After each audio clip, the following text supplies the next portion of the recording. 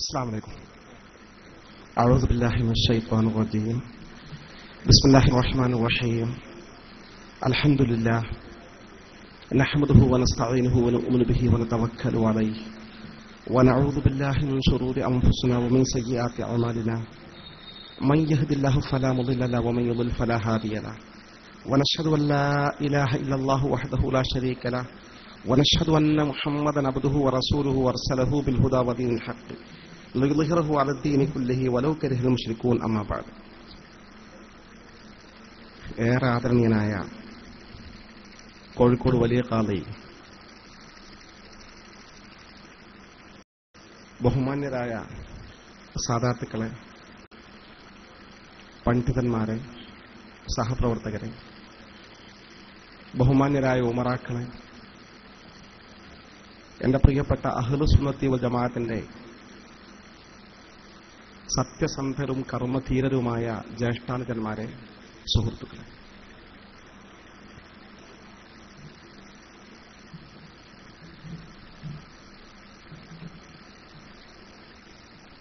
കേരളീയ മുസ്ലിം സമൂഹത്തിന്റെ ചരിത്രം അറിയുന്നവരാണ് നാമൊക്കെ. ഇന്ത്യയിലെ ഇതര സംസ്ഥാനങ്ങളിൽ നിന്നെല്ലാം ഭിന്നമായി കേരളീയ മുസ്ലിം സമൂഹത്തിന് സവിശേഷമായ ഒരു ചരിത്രമുണ്ട്. അതെന്താണെന്ന് ചോദിച്ചാൽ, നമ്മുടെ എല്ലാമെല്ലാമായ അഷ്റഫുൽ ഖൽഖ് മുത്ത് മുഹമ്മദ് മുസ്തഫ സ്വല്ലല്ലാഹു അലൈഹി വസല്ലമ തങ്ങൾ അവരുടെ ആദരണീയരും അനുകരണീയരുമായ, നമുക്ക് അക്ഷരാർത്ഥത്തിൽ പിൻപറ്റാൻ കഴിയുന്ന മാതൃകായോഗ്യരായ സ്വഹാബത്താണ് നമ്മുടെ നാട്ടിൽ ദീൻ കൈമാറി തന്നത് എന്നതാണ് ആ പ്രത്യേകത. ഈ പ്രത്യേകത തൊട്ടടുത്ത സംസ്ഥാനങ്ങൾക്കില്ല, ഇന്ത്യയിലെ ഇതര സംസ്ഥാനങ്ങൾക്കില്ല. അത് നമ്മുടെ മാത്രം പ്രത്യേകതയാണ്, അള്ളാഹുവിന്റെ അനുഗ്രഹമാണ്. അതുകൊണ്ട് തന്നെ ഇന്ത്യയിൽ ആദ്യം സ്ഥാപിക്കപ്പെട്ട പള്ളി കേരളത്തിലെ കൊടുങ്ങല്ലൂർ ചേരമാൻ മസ്ജിദാണ്. അന്ന് സ്വഹാബത്ത് സംവിധാനിച്ച് പഠിപ്പിച്ച് കൈമാറിത്തന്ന ഈ സംശുദ്ധമായ ആദർശം നീണ്ട 13 നൂറ്റാണ്ടുകാലം ഒരു പോർലുമേൽക്കാതെ അതിന്റെ വെണ്മയോടെ വിശുദ്ധിയോടെ ആദർശരംഗത്ത് അടിസ്ഥാനപരമായ ഒരു ഭിന്നതയുമില്ലാതെ നമ്മുടെ പൂർവികർ കൈമാറി കൈമാറി കൈമാറി പോന്നു എന്നത് ചരിത്രപരമായ ഒരു യാഥാർത്ഥ്യം മാത്രമാണ്. അതിന് വിരുദ്ധമായ ഒരു ചരിത്രം നീണ്ട 13 നൂറ്റാണ്ടുകാലത്തെ കേരളീയ ഇസ്ലാമിക സമൂഹത്തിന്റെ ചരിത്രത്തിൽ മുസ്ലിങ്ങൾക്കിടയിൽ ആദർശരംഗത്ത് അടിസ്ഥാനപരമായ ഒരു ഭിന്നതയുണ്ടായിരുന്നു എന്ന് ചൂണ്ടിക്കാണിക്കാൻ ഒരു വിഭാഗത്തിനും സാധ്യമല്ല. അത് നല്ലൊരു കാലഘട്ടം, ഒരുപാട് അള്ളാഹുവിന്റെ ഔലിയാക്കളെയും ആരിഫീങ്ങളെയും സംഭാവന ചെയ്ത കാലഘട്ടം, ഒരുപാട് ഇസ്ലാമിക നവോത്ഥാന നായകന്മാരെ ഇസ്ലാമിക സമൂഹത്തിന് സമർപ്പിച്ച കാലഘട്ടം, നിരവധി അനവധി ഗ്രന്ഥകാരന്മാരെയും പണ്ഡിതന്മാരെയും മുസ്ലിം സമൂഹത്തിന് സമർപ്പിച്ച കാലഘട്ടം. ആ കാലഘട്ടത്തിൽ കഴിഞ്ഞുപോയ മഹാത്മാക്കളിൽപ്പെട്ടവരാണ് സയ്യിദ് ഖുത്ബുസ്സമാൻ, മമ്പുറം അലവി തങ്ങളവറുകൾ, ഉമറുൽ ഖാദി ഉൾപ്പെടെയുള്ള പിന്നോട്ടുള്ള ചരിത്രത്തിൽ കാണാൻ കഴിയുന്ന മഖ്ദൂമിങ്ങൾ വരെയുള്ള, അതിന്റെ പിന്നിൽ ചരിത്രമറിയപ്പെടാത്ത മഹാത്മാക്കൾ ഉൾപ്പെടെയുള്ള ഒരു വലിയ പണ്ഡിത നിര. അവർ കൈമാറിപ്പോന്ന ആ വിശുദ്ധമായ ആദർശത്തിൽ ഭേദഗതിവാദം ഉന്നയിച്ചുകൊണ്ട്, നിങ്ങൾ 13 നൂറ്റാണ്ടുകാലം കൈമാറിപ്പോന്ന ആദർശം ശരിയല്ല, അതിൽ ഭേദഗതി ആവശ്യമാണ്, അതിൽ ചിലത് അഡീഷണലായി കൂട്ടിച്ചേർക്കപ്പെടേണ്ടതുണ്ടെന്ന പുതിയ വാദവുമായി, നവീനവാദവുമായി 1921 ഇന്നത്തെ മുജാഹിദ് പ്രസ്ഥാനത്തിന്റെ പൂർവിക തലമുറ കേരള മുസ്ലിം ഐക്യസംഘം എന്ന സംഘത്തിന്റെ പേരിൽ പ്രചണ്ഡമായ പ്രചരണ കോലാഹലങ്ങൾ കേരളത്തിൽ നടത്തിക്കൊണ്ട് മുസ്ലിം സമൂഹത്തെ വഴിതെറ്റിക്കാൻ ശ്രമിച്ചപ്പോൾ, അന്ന് സംഘടനകളില്ലാത്ത കാലഘട്ടമാണ്. ഒരൊറ്റ മുസ്ലിം സംഘടന കേരളത്തിലില്ല. ഈ മുസ്ലിം മഹല്ല് ജമാഅത്തുകളുണ്ട്, അവിടെ മുത്തവല്ലിമാരുണ്ട്, കാരണവന്മാരുണ്ട്, ഖാദിമാരുണ്ട്, അത്രമാത്രം. ആ ഒരു ഘട്ടത്തിൽ ഇവർ കേരള മുസ്ലിം ഐക്യസംഘം എന്ന പേരിൽ സംഘടന രൂപീകരിച്ചുകൊണ്ട് സംയുക്തമായ പ്രചാരണം നടത്തിയപ്പോൾ, ആ പ്രചാരണത്തിന് അനുരണനങ്ങളുണ്ടായി. എന്ത് ശരി, നിഷ്കളങ്കരായ പാവപ്പെട്ട മുസ്ലിം സഹോദരന്മാർ വിശുദ്ധ ഖുർആൻ സൂക്തങ്ങൾ ദുർവ്യാഖ്യാനം ചെയ്തുകൊണ്ട് പുതിയ ആശയം സമൂഹത്തിൽ സമർപ്പിച്ചപ്പോൾ ചിലരൊക്കെ അതിൽ വഞ്ചിക്കപ്പെട്ടു. ആദരണീയനായ ഹൈദർ ഫൈസ് പനങ്ങാങ്കര സൂചിപ്പിച്ചതുപോലെ അവർ വിശുദ്ധ ഖുർആൻ സൂക്തങ്ങൾ വിശദീകരിച്ചുകൊണ്ട് പറഞ്ഞു, ലാ ഇലാഹ ഇല്ലല്ലാഹ്. ഇത്രയും കാലം ഈ തൗഹീദിന്റെ വചനത്തിന് നമ്മൾ പഠിച്ചു വച്ച അർത്ഥത്തിന് കാതലായ മാറ്റം ആവശ്യമാണ്. ഇടക്കാലത്ത് നമുക്ക് ആശയത്തിൽ വ്യതിയാനം വന്നിട്ടുണ്ട്. അതുകൊണ്ട് പുതിയ ചിന്തയിലേക്ക് കടന്നു പോകണമെന്ന ഒരു പുതിയ ആശയം കേരളീയ മുസ്ലിം സമൂഹത്തിൽ സമർപ്പിച്ചു. ലാ ഇലാഹ ഇല്ലല്ലാഹ് എന്നതിന് ഇവിടെ സൂചിപ്പിച്ചതുപോലെ മറഞ്ഞ വഴിക്ക് ഉപകാരവും ഉപദ്രവവും ചെയ്യാൻ കഴിയുന്നവൻ അല്ലാഹു അല്ലാതെ മറ്റാരുമില്ല എന്നാണ് ഇതിന്റെ അർത്ഥമെന്ന് കൃത്യമായി പഠിപ്പിച്ചു.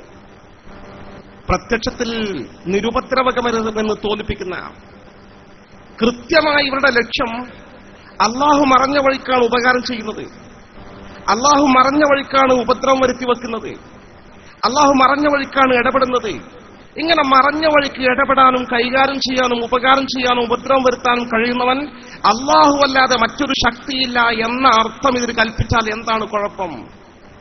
കുഴപ്പം മാത്രമല്ല, അവരുടെ ലക്ഷ്യം എന്താണെന്ന് ചോദിച്ചാൽ നീണ്ട 13 നൂറ്റാണ്ടുകാലത്തെ കേരളീയ ഇസ്ലാമിക സമൂഹം മാത്രമല്ല, ലോക മുസ്ലിം സമൂഹം പഠിപ്പിച്ച് കൈമാറിത്തന്ന ഒരു വിശുദ്ധമായ ആദർശമുണ്ട്. അത് വിശുദ്ധാത്മാക്കളായ മഹാന്മാരിൽ നിന്ന് പ്രതിസന്ധി ഘട്ടങ്ങൾ സഹായം കിട്ടിക്കൊണ്ടിരിക്കുന്നു എന്ന ഒരു വിശ്വാസം. അത് മറഞ്ഞ വഴിക്കാണ് കിട്ടുന്നത്. നിങ്ങൾ ഖുതുബുസ്സമാൻ സയ്യിദ് അലവി മമ്പുറം തങ്ങളുമായി ആത്മബന്ധമുണ്ടെങ്കിൽ, തങ്ങൾ ഖബർ ഇടയ്ക്കിടെ സിയാറത്ത് ചെയ്യാൻ പോകുന്ന കൂട്ടത്തിലാണെങ്കിൽ, തങ്ങൾ ആത്മാർത്ഥമായി സ്നേഹിക്കുന്ന കൂട്ടത്തിലാണെങ്കിൽ, തങ്ങളുടെ പേരിൽ ഇടയ്ക്കിടെ നിങ്ങൾ സൂറത്തോതി ഹദിയ ചെയ്യുന്ന കൂട്ടത്തിലാണെങ്കിൽ, തങ്ങളുമായി ഒരു വൈകാരിക ബന്ധമുണ്ടെങ്കിൽ, ആത്മീയ ബന്ധമുണ്ടെങ്കിൽ, നിങ്ങൾക്കൊരു പ്രതിസന്ധി ഘട്ടം വന്നാൽ നിങ്ങൾ തങ്ങളോട് സഹായം ചോദിക്കണമെന്നില്ല. ഒരു പക്ഷേ നിങ്ങളുടെ കുരുക്കുകളഴിക്കാൻ തങ്ങൾ ആത്മീയ ലോകത്ത് ഇടപെടും. ഇത് ഇസ്ലാമിക ലോകത്തെ ഒരു സംവിധാനമാണ്. ഇസ്ലാമിക ലോകത്ത് ധാരാളം അനുഭവങ്ങൾ വിശുദ്ധ ഖുർആനും തിരുസുന്നത്തും സ്വഹാബത്തിന്റെ ചരിത്രവും സച്ചരിതരായ മുൻഗാമികളുടെ ചരിത്രവും പ്രകടമായി നമുക്ക് ബോധ്യപ്പെടുത്തരുന്ന ഒരു വസ്തുതയാണ്. മഹാത്മാക്കൾ ഭൗതിക ലോകത്ത് ഇടപെടും. ഈ ഇടപെടുന്നതിനെ നിരാകരിക്കാൻ വേണ്ടി, അത് തൗഹീദിന് വിരുദ്ധമാണെന്ന് സ്ഥാപിക്കാൻ വേണ്ടി അവർ പറഞ്ഞു, ഈ മഹാത്മാക്കൾ മറഞ്ഞ വഴിക്കാണല്ലോ സത്യത്തിൽ നമുക്ക് വേണ്ടി പ്രാർത്ഥിക്കുന്നത്, നമ്മളെ സഹായിക്കുന്നത്, അത് ശിർക്കാണെന്ന് വരുത്തി തീർക്കുക എന്ന ലക്ഷ്യത്തോടു കൂടിയാണ് ഈ പുതിയ ആശയം ലാ ഇലാഹ ഇല്ലല്ലാഹ്, മറഞ്ഞ വഴിക്ക് ഉപകാരവും ഉപദ്രവവും വരുത്തി വെക്കാൻ അള്ളാഹുവിന് മാത്രമേ കഴിയൂ എന്ന പുതിയ അർത്ഥകൽപ്പന നടത്തിയത്. എന്ന് വെച്ചാൽ മഹാത്മാക്കൾക്ക് മറഞ്ഞ വഴിക്ക് ഉപകാരം ചെയ്യാൻ കഴിയുമെന്ന് വിശ്വസിച്ചാൽ അത് തൗഹീദിന്റെ വചനത്തിനെതിരായി ശിർക്കായി അവർ മുശ്രിക്കുകളായി എന്ന് പച്ചയായി മുദ്രകുത്തുക എന്ന ഉദ്ദേശത്തോടു കൂടിയാണ് ഈ ഒരു ആശയഗതിയുമായി 921 കേരളത്തിലെ ആദ്യകാല മുജാഹിദ് പ്രസ്ഥാനം രംഗത്ത് വന്നത്. പ്രിയപ്പെട്ടവരെ, ബക്കറ്റ് പിരിവ് നമ്മുടെ പരിപാടിയിൽ നടത്തുന്നുണ്ട്. ബഹുമാന്യനായ എന്റെ പ്രിയങ്കരായ സുഹൃത്ത് ഓക്കേൻകുട്ടി ഉമരി സ്വകാര്യം നേരത്തെ പറഞ്ഞു, നമുക്ക് ഒരുപാട് കാശിന് ചെലവുണ്ട്, പക്ഷെ ഉദ്ദേശിച്ച അത്ര സംഭാവന കിട്ടിയിട്ടില്ല. നമ്മുടെ സ്ഥിതി അങ്ങനെയാണ്. മറ്റൊരു സംഘടനയെ പോലും അല്ല നമ്മൾ. നമ്മുടെ സത്യസന്ധയുടെ പ്രകടമായ ഒരു ഉദാഹരണം കൂടിയാണത്. എന്നാൽ ഇങ്ങനെ ഒരു പരിപാടിയിൽ നമുക്ക് കമ്മി വന്നതിന്റെ പേരിൽ എവിടെയും പരാജയപ്പെടാറില്ല. അത് നമ്മളൊക്കെ സഹകരിച്ച് ആ കമ്മി നികത്തും. അതുകൊണ്ട് പ്രയാസപ്പെട്ട് ആരും കൊടുക്കേണ്ട. പക്ഷെ കാശുള്ള ആളുകൾ ഒരു 10, 50, 100, 200, 500 അങ്ങനെ കഴിയുന്ന വിധം നിങ്ങൾ ഏൽപ്പിച്ചാൽ ഇത് അള്ളാഹുവിന്റെ ദീനിനെ കേരളത്തിൽ നിലനിർത്തി അടുത്ത തലമുറയ്ക്ക് അതേപടി കൈമാറാനുള്ള ധർമ്മസമരം പോരാട്ടത്തിന്റെ മാർഗമാണ്. വലിയ പുണ്യമുള്ള കാര്യമായിരിക്കും. നിങ്ങൾ കൊടുക്കുന്ന നിങ്ങൾക്കും അള്ളാഹുവിന് മാത്രം അറിയും. നല്ല നിയ്യത്ത് വെച്ച് നിങ്ങൾ സംഭാവന ചെയ്യണമെന്ന് സ്നേഹപൂർവ്വം ശ്രദ്ധയിൽപ്പെടുത്തുകയാണ്. അള്ളാഹു സുബ്ഹാനഹു വ തആല ഒരു കുറവും സംഘാടകർക്ക് അനുഭവപ്പെടാത്ത വിധം ഭംഗിയായി നമ്മുടെ പരിപാടി വിജയകരമായി മുന്നോട്ട് കൊണ്ടുപോകാൻ നമുക്ക് തൗഫീഖ് നൽകി അനുഗ്രഹിക്കുമാറാകട്ടെ. ആമീൻ എന്ന് ദുആ ചെയ്യുകയാണ്.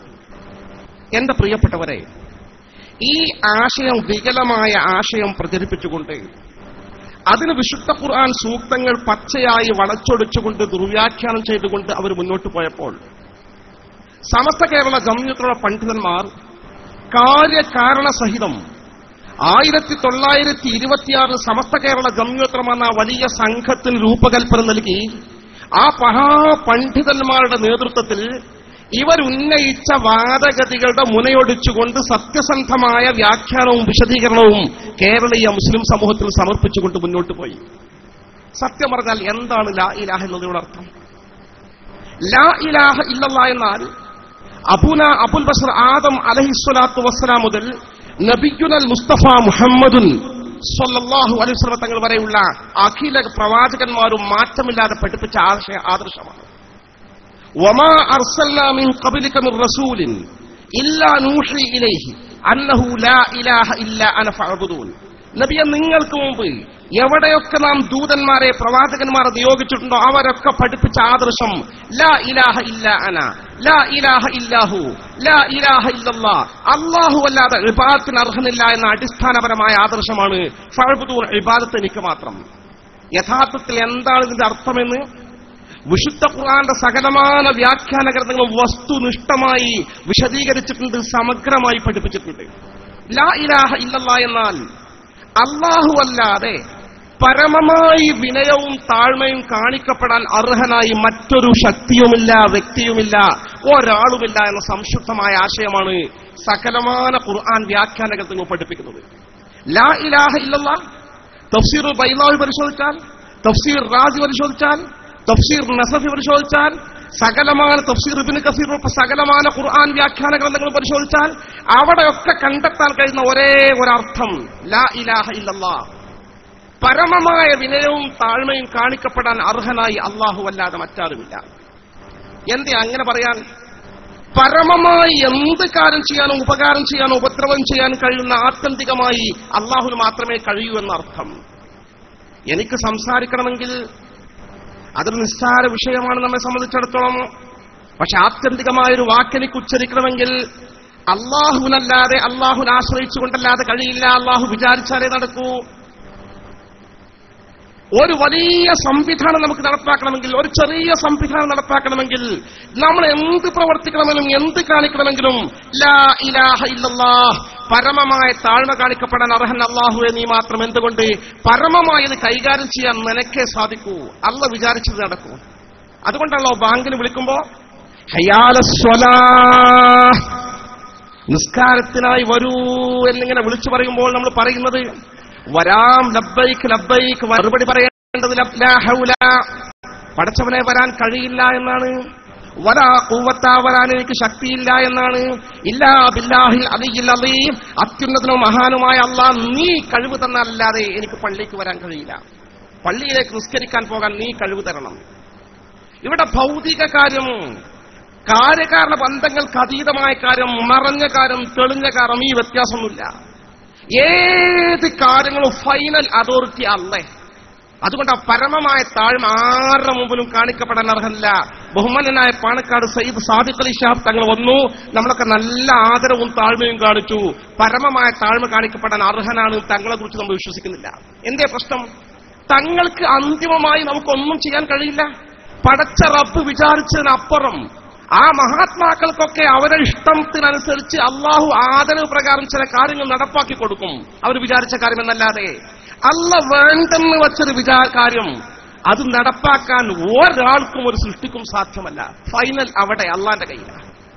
അതുകൊണ്ട് ആരുടെ മുന്നിൽ ആദരവ് കാണിച്ചാലും, ഖുതുബുസ്സമാൻ സയ്യിദ് അലവി തങ്ങളെ ഖബറിൽ ചെന്നാൽ നമ്മൾ വലിയ ആദരവ് കാണിക്കും, ബഹുമാനം കാണിക്കും. എന്നല്ല നമ്മുടെ കരളിന്റെ കഷ്ടമായ മുത്ത് മുഹമ്മദ് മുസ്തഫ സല്ലല്ലാഹു അലൈഹി വസല്ലം റൗള ശരീഫിന്റെ മുന്നിൽ ചെന്നാൽ തങ്ങൾ നമ്മൾ ഇവിടെ നിന്ന് പറയുന്ന സലാം തന്നെ കേൾക്കും, അടക്കുമെന്ന് സ്വഹീഹ ഹദീസ് പറയുമ്പോൾ തങ്ങളെ നേരിട്ട് മുന്നിൽ ചെന്നുകൊണ്ട് തങ്ങൾക്ക് ഭവ്യതയോടുകൂടി സലാം പറഞ്ഞുകൊണ്ട് ദുആ ചെയ്യുന്ന ഘട്ടത്തിൽ ഇതാ തങ്ങളെന്നെ നേർക്കുനേരെ കാണുന്നു എന്ന് ഓർക്കുമ്പോൾ നമ്മുടെ കണ്ണുകൾ കണ്ണീരണിയും, നമ്മൾ വികാര തരളിതരാകും, വലിയ താഴ്മ കാണിക്കും, ബഹുമാനം കാണിക്കും. പക്ഷെ അപ്പോഴും അങ്ങേയറ്റത്തെ താഴ്മ അള്ളാഹുവിന് മാത്രം. ഇതാ നമ്മുടെ വിശ്വാസം. എന്തുകൊണ്ട്? എന്റെ നബി അള്ളാഹുവിന്റെ ദൂതനാണ്, അള്ളാഹുവിന്റെ അടിമയാണ്. അള്ളാഹുവിന്റെ താല്പര്യങ്ങൾക്ക് വിധേയമായിട്ടല്ലാതെ, അള്ളാഹു കഴിവ് നൽകി അനുഗ്രഹിച്ചുകൊണ്ടല്ലാതെ എന്റെ ഹബീബായ മുത്ത് മുഹമ്മദ് മുസ്തഫ സ്വല്ലല്ലാഹു അലൈഹി വസല്ലം ഉൾപ്പെടെയുള്ള ലോകത്ത് സൃഷ്ടിക്കും അള്ളാഹുവിനെ ആശ്രയിക്കാതെ സ്വതന്ത്രമായി ഒന്നും ചെയ്യാൻ കഴിയില്ല എന്ന ഉറച്ച വിശ്വാസം. ഇതാണ് തൗഹീദിന്റെ വചനത്തിന്റെ ആശയം. ലാ ഇലാഹ ഇല്ലല്ലാഹ്, പരമമായ താഴ്മ കാണിക്കപ്പെടാൻ അർഹൻ അല്ലാഹുവേ നീ മാത്രം. കാരണം പരമമായി ഉപകാരം ചെയ്യാനും പരമമായ ഒരു ഉപദ്രവം ഉണ്ടാക്കി തീർക്കാനും ലോകത്ത് ആരൊക്കെ വിചാരിച്ചാലും ശരി, അത് പടച്ച റബ്ബിനെ ആശ്രയിച്ചുകൊണ്ടല്ല, റബ്ബിനെ ആശ്രയിച്ചുകൊണ്ടല്ലാതെ സർവതന്ത്ര സ്വതന്ത്രരായ ആർക്കും ഒരു വിരലനക്കാൻ പോലും സാധിക്കില്ല. അതല്ലേ നിസ്കാരം കേട്ടു എന്ന് പറയുന്നത്. അല്ലാഹുവേ നീ നൽകണമെന്ന് വിചാരിച്ച കാര്യമോ ലോകം മുഴുവൻ വിചാരിച്ചാലും തടയാൻ സാധിക്കില്ല. പരമമായ കഴിവ് അല്ലാന്റെ കയ്യിലാണ്. വലാ മുഴത്തിയലുമാ മനാത്ത പടച്ചറപ്പെ നീ കൊടുക്കണ്ടെന്ന് വിചാരിച്ച കാര്യത്തെ നേടിക്കൊടുക്കാൻ ഈ ലോകം മുഴുവൻ വിചാരിച്ചാലും സാധിക്കില്ല. ഈ സംശുദ്ധമായ ആദർശം ലാ ഇലാഹ ഇല്ലല്ലാഹ്, അല്ലാഹുവല്ലാതെ പരമമായ താഴ്മക്കർഹന് ഒരാളുമില്ല, ഒരു ശക്തിയില്ല. ബിയദിഹിൽ ഖൈർ, സകലമായ നന്മകളുടെയും നിയന്ത്രണം റബ്ബിന്റെ കയ്യിൽ മാത്രമാണ്. യുഹീ, ജീവിപ്പിക്കുന്നവനാണ്. വയുമീത്ത്, മരിപ്പിക്കുന്നവനാണ്. വഹുവ അലാ കുല്ലി ഷൈഇൻ ഖദീർ, എല്ലാത്തിലും കഴിവുള്ളവൻ അല്ലാഹു മാത്രം. നമ്മളൊക്കെ സൃഷ്ടികൾ മാത്രം. നമുക്കൊന്നും വിചാരിച്ച് നടപ്പാക്കാൻ കഴിയില്ല. ഇല്ലാ ബിഇദ്നിഹി തആല, പടച്ച റബ്ബിന്റെ അനുമതി പ്രകാരമല്ലാതെ, കഴിവ് തന്നാലല്ലാതെ എന്ന ഈ സംശുദ്ധമായ കറകളഞ്ഞ വിശ്വാസം. ആ വിശ്വാസത്തിലേക്ക് അഖില ലോക പ്രവാചകന്മാരും ക്ഷണിച്ചത്. അത് സിമ്പിളാണ് ആശയം. ഫൈനൽ അല്ലാഹ്, എല്ലാത്തിലെയും അധികാരം അല്ലാഹ്. ഈ ദൂതന്മാര് മുഴുവൻ വന്നിട്ട് ജനങ്ങളോട് പഠിപ്പിക്കാൻ അനിഅബ്ദുല്ലാഹ് മാ ലക്കും മിൻ ഇലാഹിൻ ഗൈറു, പരമമായ താഴ്മക്ക് അർഹൻ അല്ലാഹു മാത്രമാണ് മക്കളെ. അല്ലാഹു അല്ല നിങ്ങൾക്ക് പരമമായ താഴ്മ കാണിക്കപ്പെടാൻ അർഹൻ ഒരാളുമില്ല. എന്ന് പരമമായി ഒന്നും ചെയ്തു തരാൻ ഒരാൾക്കും, ഒരു സൃഷ്ടിക്കും, ഒരു ദൈവത്തിനും, ഒരാൾക്കും, ഒരു മലക്കിനും, ഒരു ജിന്നിനും ഒരാൾക്കും സാധ്യമല്ല. റബ്ബിന്റെ കയ്യിലാണ് കണ്ടത് ഈ സംശുദ്ധമായ ആദർശം.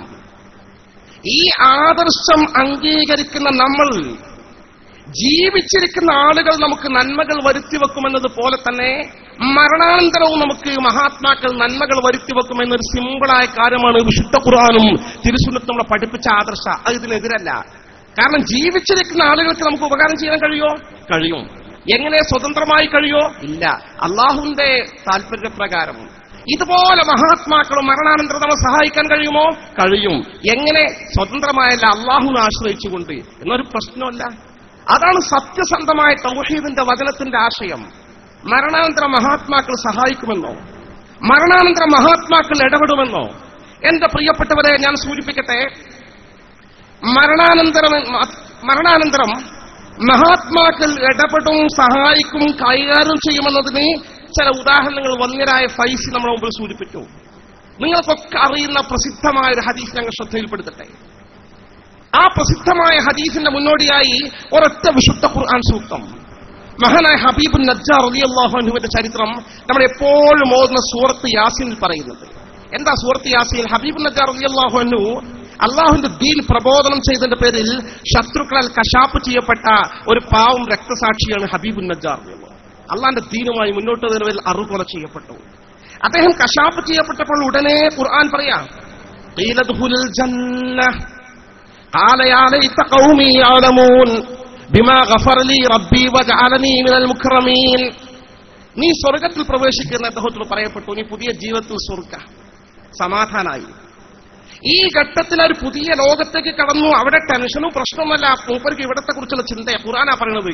അവർ ഈ ലോകവുമായി ലൈവ് ബന്ധം സ്ഥാപിക്കുക. അദ്ദേഹം പറയാം, ഖാല യാ ലൈത ഖൗമി യഅലമൂൻ ബിമാ ഗഫറ ലി റബ്ബി വജഅലനി മിനൽ മുക്രമീൻ. എന്റെ ജനങ്ങളെ തിരിച്ചറിഞ്ഞതെങ്കിൽ എത്ര നന്നായിരുന്നു. എന്റെ അർത്ഥത്തിൽ ഉൾപ്പെടുത്തി ഇതെന്റെ നാട്ടുകാരെ അറിഞ്ഞിരുന്നെങ്കിൽ. ഈ നാട്ടിനെ കുറിച്ച് ചിന്തയാണ് മഹാനായ ഹബീബുൻ നജ്ജാർ റളിയല്ലാഹു അൻഹു. അവരവിടെ വെച്ച് നമുക്ക് വേണ്ടി പ്രാർത്ഥിക്കുന്നുണ്ട്. എത്ര ഹദീസുകളാണ് ഇടപെടുന്നുണ്ട്. സ്വഹീഹ് മുസ്ലിമും ബുഖാരിയും ഉൾപ്പെടെയുള്ള ഹദീസുകളിൽ മിഅ്റാജുമായി ബന്ധപ്പെട്ട സംഭവം വിശദമായി രേഖപ്പെടുത്തി വെച്ചിട്ടുണ്ട്. ഒരു ഹദീസിൽ നമുക്ക് കാണാം, മഹാനായ നബി കരീം സ്വല്ലല്ലാഹു അലൈഹി വസല്ലം, സ്വഹീഹ് മുസ്ലിമിന്റെ റിപ്പോർട്ടാണ്, സ്വല്ലല്ലാഹു അലൈഹി വസല്ലം തങ്ങൾ പറയുന്നു, അങ്ങനെ ഞാൻ ജിബ്രീൽ അലൈഹിസ്സലാമിന്റെ കൂടെ ഒന്നാം ആകാശത്തെത്തി വാതിൽ തുറക്കാൻ ആവശ്യപ്പെട്ടു ജിബ്രീൽ അലൈഹിസ്സലാം. അപ്പൊ വാതിലിന്റെ അപ്പുറത്ത് മറുപടി ചോദ്യം, മൻ അൻത, ആരാണ് നീ? ജിബ്രീൽ, ഞാൻ ജിബ്രീലാണ്. വമമ്മാക്ക്, ആരാണ് കൂടെ എന്ന് ചോദിച്ചു. മുഹമ്മദുൻ റസൂലുള്ളാഹ്, മുഹമ്മദ് നബിയാണെന്നു. ഓ ഉർസില ഇലൈഹി, മൂപ്പര് പ്രവാചകനായി ചോദിച്ചു. ആ പ്രവാചകനായി എന്ന്. കവാടം തുറക്കപ്പെട്ടു. അവിടെ ചെന്ന് നോക്കുമ്പോൾ നബിയുന ആദം അലൈഹിസ്സലാത്തു വസ്സലാം, ആദം നബി അവിടെ നിൽക്കുന്നുണ്ട്. ഫറഹബ ബി, റസൂലുള്ളാഹ് പറയുകയാണ്, ആദം നബി എന്നെ സ്വാഗതം ചെയ്തു. വദഅനി ബിഖൈർ, എനിക്ക് നന്മ വരാൻ വേണ്ടി പ്രാർത്ഥിച്ചു. എന്നോ മരണപ്പെട്ടു പോയ അബുൽ ബഷർ ആദം നബി അലൈഹിസ്സലാത്തു വസ്സലാം പ്രവാചക തിരുമേനിയുടെ പുരോഗതിക്ക് വേണ്ടി അവിടെ വെച്ച് പ്രാർത്ഥിക്കുന്നു, അഭൗതിക ലോകത്ത് വെച്ച് പ്രാർത്ഥിക്കുന്നു, മരണാനന്തരം പ്രാർത്ഥിക്കുന്നു. രണ്ടാം ആകാശത്തേക്ക് ഞാൻ ചെല്ലുന്നു, വാതിൽ തുറക്കാൻ ആവശ്യപ്പെടുന്നു, വാതിൽ തുറക്കുന്നു. അവിടെ നബിയുല്ലാഹി ഈസ അലൈഹിസ്സലാത്തു വസ്സലാം, നബിയുല്ലാഹി യഹ്യ അലൈഹിസ്സലാത്തു വസ്സലാം രണ്ടുപേരും റഹബാബി എന്ന സ്വാഗതം ചെയ്യുന്നു. വദഅവാലി ബിഖൈർ, എനിക്ക് നന്മക്ക് വേണ്ടി പ്രാർത്ഥിക്കുന്നു. എന്റെ പ്രിയപ്പെട്ടവരെ, ഇതാണ് സംഭവിച്ചത്. മൂന്നാം ആകാശത്തിൽ യൂസുഫ് നബി ഇസ്ലാം ഇത് തന്നെ ചെയ്യുന്നു. 7 ആകാശങ്ങളിലും അവിടെ നടക്കുന്നത് ഈ കാര്യങ്ങളൊക്കെ. ഇത് അനിഷേധ്യമായ പരമാർത്ഥമാണ്, ഒരു യാഥാർത്ഥ്യമാണ്, ആർക്കും നിഷേധിക്കാനാകാത്ത പച്ചപരമാർത്ഥം. മഹാത്മാക്കളായ ആളുകൾ ഈ ജീവിതകാലത്ത് മാത്രമല്ല മരണാനന്തരവും അവർ ഭൗതിക കാര്യങ്ങൾ ഇടപെടുന്നുവെന്ന് മാത്രമല്ല, ഭൗതിക ലോകത്ത് അവരുമായി ബന്ധപ്പെട്ട ആളുകൾക്ക് വേണ്ടി പലവിധ ഉപകാരങ്ങളും മദതുകളും നൽകിക്കൊണ്ടിരിക്കുന്നു എന്നത് ചരിത്രങ്ങളിലും തെളിവുകളിലും പ്രകടമായി കാണാൻ കഴിയുന്ന ധാരാളം സംഭവങ്ങളാണ്. ഇത് നിരാകരിക്കാനാണ്, ഇതിനെ പേര് സുന്നികളെ മുശ്രിക്കാക്കാനാണ് കണ്ണും ചുമ്മി മറഞ്ഞ വഴിക്ക് ഉപകാരം ചെയ്യാൻ കഴിയുന്നവൻ അള്ളാഹു മാത്രമെന്ന അർത്ഥകൽപ്പന കേരളത്തിലെ മുജാഹിദ് പ്രസ്ഥാനം വെച്ചത്. നിങ്ങൾ ഓർത്തു നോക്കൂ, ഈ തരത്തിൽ ധാരാളം ചരിത്രങ്ങൾ പ്രകടമായി നിലനിൽക്കെ ഇത് വിശ്വസിക്കുന്ന സത്യസന്ധമായി ഉൾക്കൊള്ളുന്ന മുസ്ലിം ജനസമൂഹം, അതല്ല അതിന്റെ അർത്ഥം പരമമായ താഴ്മ കാണിക്കാൻ അർഹൻ അള്ളാഹു എന്നല്ല അതിന്റെ അർത്ഥം. മറഞ്ഞ കാര്യത്തിൽ മറഞ്ഞ വഴിക്ക് ഉപകാരോപദ്രവം ചെയ്യാൻ കഴിയുന്നവൻ അള്ളാഹു എന്ന് മാത്രമാണ് അതിന്റെ അർത്ഥമെന്ന് അതിന്റെ അർത്ഥം പരിമിതപ്പെടുത്തി വെട്ടിച്ചുരുക്കി വികലമായ ആശയം ഈ തൗഹീദിന്റെ വിഷയത്തിൽ കേരളത്തിലെ മുജാഹിദ് പ്രസ്ഥാനം കൊണ്ടുവന്നപ്പോൾ സമസ്തയുടെ പണ്ഡിതന്മാരെ ഉറച്ചു നിന്നു. കാര്യകാരണസഹിതം ഇതിനെ വിശദീകരിച്ചുകൊണ്ടും സമൂഹത്തിൽ മുന്നോട്ട് പോയി. അതിന് പ്രതികരണമുണ്ടായി, ഫലമുണ്ടായി. കാരണം സമസ്തക്ക് ഒന്നും തിരുത്തേണ്ടി വന്നിട്ടില്ല. സമസ്ത പുതിയ ആശയം പറയാത്തത് കൊണ്ട്, അന്ന് വിശുദ്ധ ഖുർആനും തിരുസുന്നത്തും വിശദീകരിച്ചുകൊണ്ട് സച്ചരിതരായ മുൻഗാമികൾ നൽകിയ വിശദീകരണം അതേപടി ആവർത്തിക്കുന്നതുകൊണ്ട് സമസ്തക്ക് ചരിത്രത്തിൽ ഒന്നും മാറ്റി പറയേണ്ടി വന്നിട്ടില്ല. സമസ്ത ഉറച്ചു നിന്നു. ലാ ഇലാഹ ഇല്ലല്ലാഹ്, പരമമായ താഴ്മ കാണിക്കപ്പെടാൻ അർഹൻ അല്ലാഹു മാത്രം, പരമമായ ഏത് അനുഗ്രഹങ്ങൾ വരുത്തിവെക്കാൻ റബ്ബിനെ സാധിക്കൂ എന്ന ആശയമാണ് ഇതിന്റെ ആശയമെന്ന ഉറച്ച നിലപാടുമായി മുന്നോട്ട് പോയപ്പോൾ ഇവർ തൗഹീദിനെ അർത്ഥിച്ച അർത്ഥം വികലമായ ആശയമാണ്, അത് അംഗീകരിക്കപ്പെടാവുന്നല്ല, അത് അപകടകരമായ ആശയമാണ് എന്ന് കൃത്യമായി വിശദീകരിച്ചുകൊണ്ട് മുന്നോട്ട് പോയപ്പോൾ അനുരണനങ്ങളുണ്ടായി. 90 വാർഷികം സമസ്ത കേരള ജംഇയ്യത്തുൽ ഉലമ ആഘോഷിക്കാൻ പോകുമ്പോൾ മുജാഹിദ് പ്രസ്ഥാനം ഇതേ പ്രശ്നത്തിന്റെ പേരിൽ തമ്മിലടിച്ചുകൊണ്ടിരിക്കുക. ഇതേ പ്രശ്നത്തിന്റെ പേരിൽ തമ്മിലടിച്ചുകൊണ്ടിരിക്കുകയാണെന്ന് മാത്രമല്ല, മുജാഹിദ് പ്രസ്ഥാനത്തിലെ പണ്ഡിതന്മാർ ചിന്തിച്ചു തുടങ്ങി, ശരിയല്ലേ ആ പറയുന്നത്? നമ്മൾ പറയുന്ന അർത്ഥം എങ്ങനെ ശരിയാകും? ഇവിടെ മറഞ്ഞ വഴിക്ക് ഉപകാരോപദ്രവം ചെയ്യാൻ അള്ളാഹ്ക്ക് മാത്രമേ കഴിയുള്ളൂ. സമസ്തയുടെ പണ്ഡിതന്മാർ നിരന്തരം പ്രസംഗിച്ചപ്പോൾ, നിരന്തരം എഴുതിയപ്പോൾ, നിരന്തരം ബോധവൽക്കരണം നടത്തിയപ്പോൾ അക്കൂട്ടത്തിൽ ചിന്തിക്കുന്ന പിടിവാശിയില്ലാത്ത ഒരു പ്രമുഖ പണ്ഡിതന്മാരുടെ ഒരു നിര രംഗത്ത് വന്നു. ഈ പറയുന്നത് ശരിയല്ലേ? നമ്മൾ അങ്ങനെ മൗലവിമാർ പറഞ്ഞു എന്നുകൊണ്ട് അങ്ങനെ അംഗീകരിക്കണോ? അവർ തന്നെ സ്വയം ചോദിച്ചു, എന്താ ജിന്നുകൾ മറഞ്ഞ വഴിക്ക് ഇവിടെ ഇടപെടുന്നില്ലേ? അള്ള മാത്രമേ മറഞ്ഞ വഴിക്ക് ഉപകാരം ചെയ്യുന്നുള്ളൂ? ജിന്നുകൾ മറഞ്ഞ വഴിക്ക് ഉപകാരം ചെയ്യുന്നില്ലേ? പിശാചുകൾ മറഞ്ഞ വഴിക്ക് ഉപദ്രവം വരുത്തി വെക്കുന്നില്ലേ? മലക്കുകൾ മറഞ്ഞ വഴിക്ക് ഉപകാരം ചെയ്യുന്നില്ലേ? അപ്പൊ ലാ ഇലാഹ ഇല്ലല്ലാഹ് എന്നതിന് മറഞ്ഞ വഴിക്ക് ഉപകാരോപദ്രവം ചെയ്യാൻ കഴിയുന്നവൻ അള്ളാഹു മാത്രമെന്ന ഒരു അർത്ഥമല്ല എങ്ങനെ നമുക്ക് നിലനിർത്താൻ സാധിക്കുമെന്ന് ചോദിച്ചുകൊണ്ട് കേരളത്തിലെ മുജാഹിദ് പ്രസ്ഥാനത്തിന്റെ മൗലവിമാർ തന്നെ അവരെ കൂട്ടത്തിലെ വന്യ വയോധികനായ അബ്ദുൽ ജബ്ബാർ മൗലവി എന്ന അവരെ സംവാദങ്ങൾക്ക് നേതൃത്വം നൽകുന്ന പണ്ഡിതന്റെ നേതൃത്വത്തിൽ തന്നെ രംഗത്ത് വന്നു. നമ്മൾ ഈ പറയുന്ന ആശയത്തിൽ മാറ്റം വരുത്തണം. നമുക്ക് തൗഹീദിന്റെ ആശയത്തിൽ തെറ്റുപറ്റിയിട്ടുണ്ട്. ഈ മറഞ്ഞ വഴിക്ക് ഉപകാരം ചെയ്യാൻ അള്ളാഹു മാത്രം എന്ന അർത്ഥം ശരിയല്ല. ഇവിടെ മറഞ്ഞ വഴിക്ക് ജിന്നിന് ഉപകാരം ചെയ്യാൻ കഴിയും, മറഞ്ഞ വഴിക്ക് മലക്കിന് ഉപകാരം ചെയ്യാൻ കഴിയും, മറഞ്ഞ വഴിക്ക് പിശാചിന് ഉപദ്രവം ചെയ്യാൻ കഴിയും. അതുകൊണ്ട് നമ്മുടെ ആശയത്തിൽ മാറ്റം വരുത്തേണ്ടതുണ്ട് എന്ന് പറഞ്ഞുകൊണ്ട് രംഗത്ത് വന്ന് കേരളത്തിലെ ഔദ്യോഗിക വിഭാഗം മുജാഹിദ് പ്രസ്ഥാനം തന്നെ ഈ കഴിഞ്ഞ 6 വർഷക്കാലമായി നിരന്തരമായി പ്രചരിപ്പിച്ചുകൊണ്ടിരിക്കുകയാണ്. തൗഹീദ് നമ്മൾ ഇത്രയും കാലം പഠിപ്പിച്ച ആദർശത്തിൽ നമുക്ക് വൈകല്യം വന്നിട്ടുണ്ട്, മാറ്റം വരുത്തേണ്ടതുണ്ട്. യഥാർത്ഥത്തിൽ മലക്കിന് മറഞ്ഞ വഴിക്ക് ഉപകാരം ചെയ്യാൻ കഴിയുമെന്ന് പറഞ്ഞാൽ, അല്ലെങ്കിൽ ജിന്നിന് മറഞ്ഞ വഴിക്ക് ഉപകാരം ചെയ്യാൻ കഴിയുമെന്ന് പറഞ്ഞാൽ, അല്ലെങ്കിൽ പിശാചിന് മറഞ്ഞ വഴിക്ക് ഇടപെടാൻ സാധിക്കുമെന്ന് പറഞ്ഞാൽ അത് തൗഹീദിന്റെ വചനത്തിനെതിരല്ല. അത് വിശുദ്ധ ഖുർആൻ അംഗീകരിക്കുന്ന ആദർശമാണ്, നബിയുടെ സുന്നത്ത് അംഗീകരിക്കുന്ന ആദർശമാണ് എന്ന് പറഞ്ഞുകൊണ്ട് കേരളത്തിലെ മുജാഹിദ് പ്രസ്ഥാനത്തിന്റെ ഔദ്യോഗിക വിഭാഗത്തിന്റെ സമുന്നതരായ നേതാക്കന്മാർ, അവരുടെ യുവജന സംഘത്തിന്റെ സംസ്ഥാന ഉപാധ്യക്ഷൻ അനസ് മൗലവി ഉൾപ്പെടെയുള്ള ആളുകൾ കഴിഞ്ഞ ഘട്ടത്തിൽ അബ്ദുൽ ജബ്ബാർ മൗലവിയുടെ ഈ വിശദീകരണത്തെ തുടർന്ന് അദ്ദേഹത്തെ ന്യായീകരിച്ചുകൊണ്ടും അംഗീകരിച്ചുകൊണ്ടും ശരിവച്ചുകൊണ്ടും നിരന്തരം പ്രചാരണങ്ങൾ ആരംഭിച്ചു കഴിഞ്ഞു. ഈ കഴിഞ്ഞ 2012 വന്ന് സംഭവിച്ച അബദ്ധമായിരുന്നു എന്ന് പറയുന്നതിന് മുമ്പ് ഇത് വിശദീകരിച്ചുകൊണ്ട് ഈ നിലയിലുള്ള ഒരു വിശദീകരണം ആവശ്യമാണെന്ന് പറഞ്ഞുകൊണ്ട് ഈ പറയുന്ന യുവ പണ്ഡിതന്മാർ സജീവമായി രംഗത്ത് വന്നു. നിങ്ങൾക്ക് സാമ്പിളിന് അവരുടെ പ്രസംഗത്തിന്റെ ചെറിയൊരു ഭാഗം കേൾക്കാം. അവർ ജിന്നിനെയും മലക്കിനെയും വിളിച്ച് മറഞ്ഞ വഴിക്ക് തേടിയാൽ ഒരു ചുക്കും സംഭവിക്കില്ല, ശിർക്കാകുന്ന പ്രശ്നമില്ല, മറഞ്ഞ വഴിക്ക് അള്ളാഹുവിന്റെ സൃഷ്ടികൾക്കും ഇടപെടാൻ സാധിക്കുമെന്ന് പ്രകടമായി അബ്ദുൽ ജബ്ബാർ മൗലവിയെ ന്യായീകരിച്ചുകൊണ്ട് ആ പ്രസംഗിക്കുന്ന ഭാഗം നിങ്ങളൊന്ന് കേൾക്കൂ.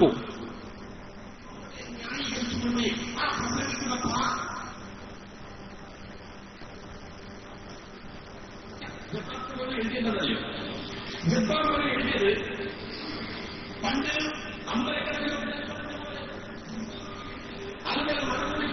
കേരളത്തിന്റെ മുഖ്യമന്ത്രി പ്രസംഗിച്ചപ്പോൾ മറുപടി വന്നതുപോലെ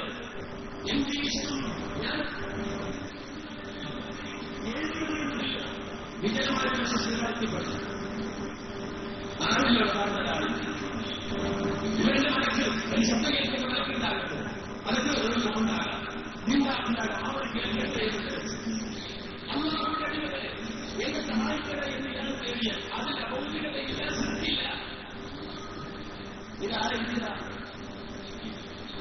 ആരെഴുതിയതാ? എന്റെ വസല്ല എന്റെ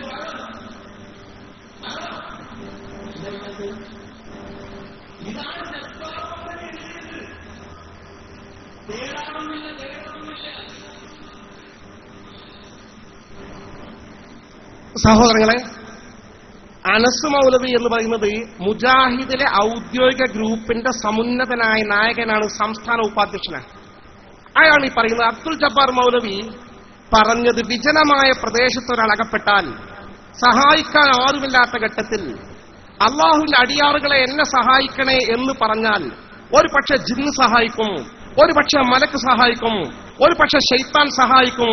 ഇങ്ങനെ അദൃശ്യമായ നിലയിൽ മറഞ്ഞ വഴിക്ക് ആരെങ്കിലും സഹായിക്കുമെന്ന് നനച്ചുകൊണ്ട് സഹായം തേടിയാൽ അത് ശിർക്ക് വരൂല എന്നാണ് നമ്മൾ പറയുന്നത്.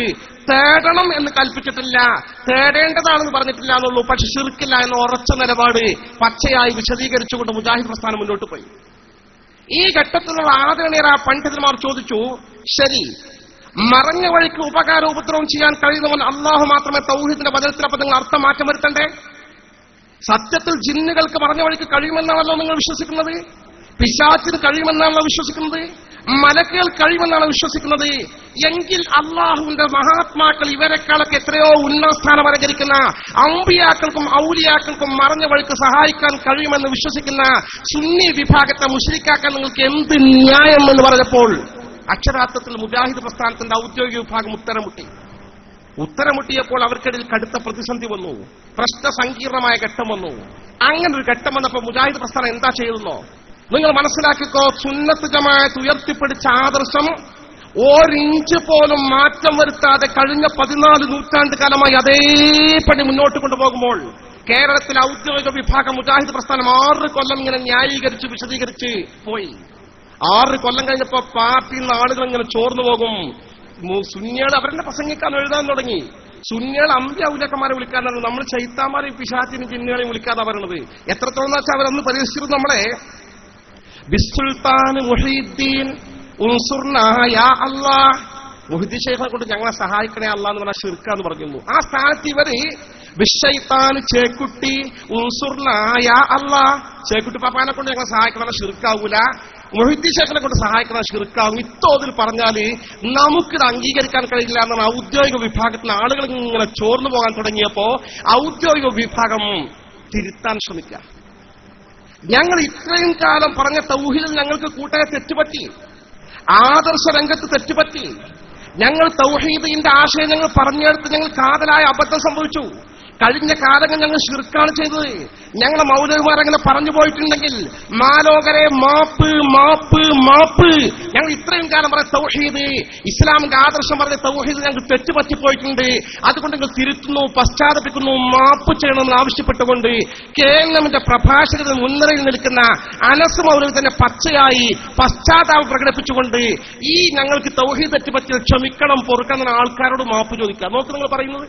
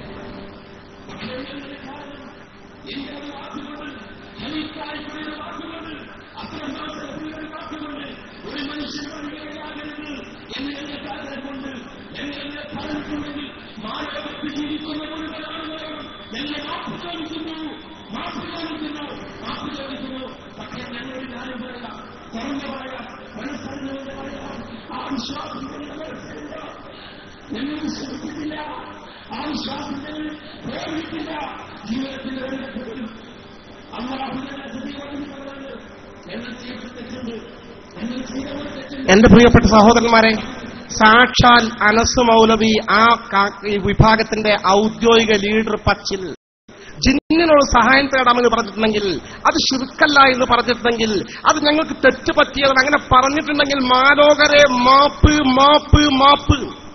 ഇതെന്താ സംഭവം? തൗഹീദിൽ തെറ്റ് പറ്റിയിട്ട് ആൾക്കാരോട് മാപ്പ് ചോദിക്കേ, എന്നിട്ട് മുസ്ലിം ആകുമോ?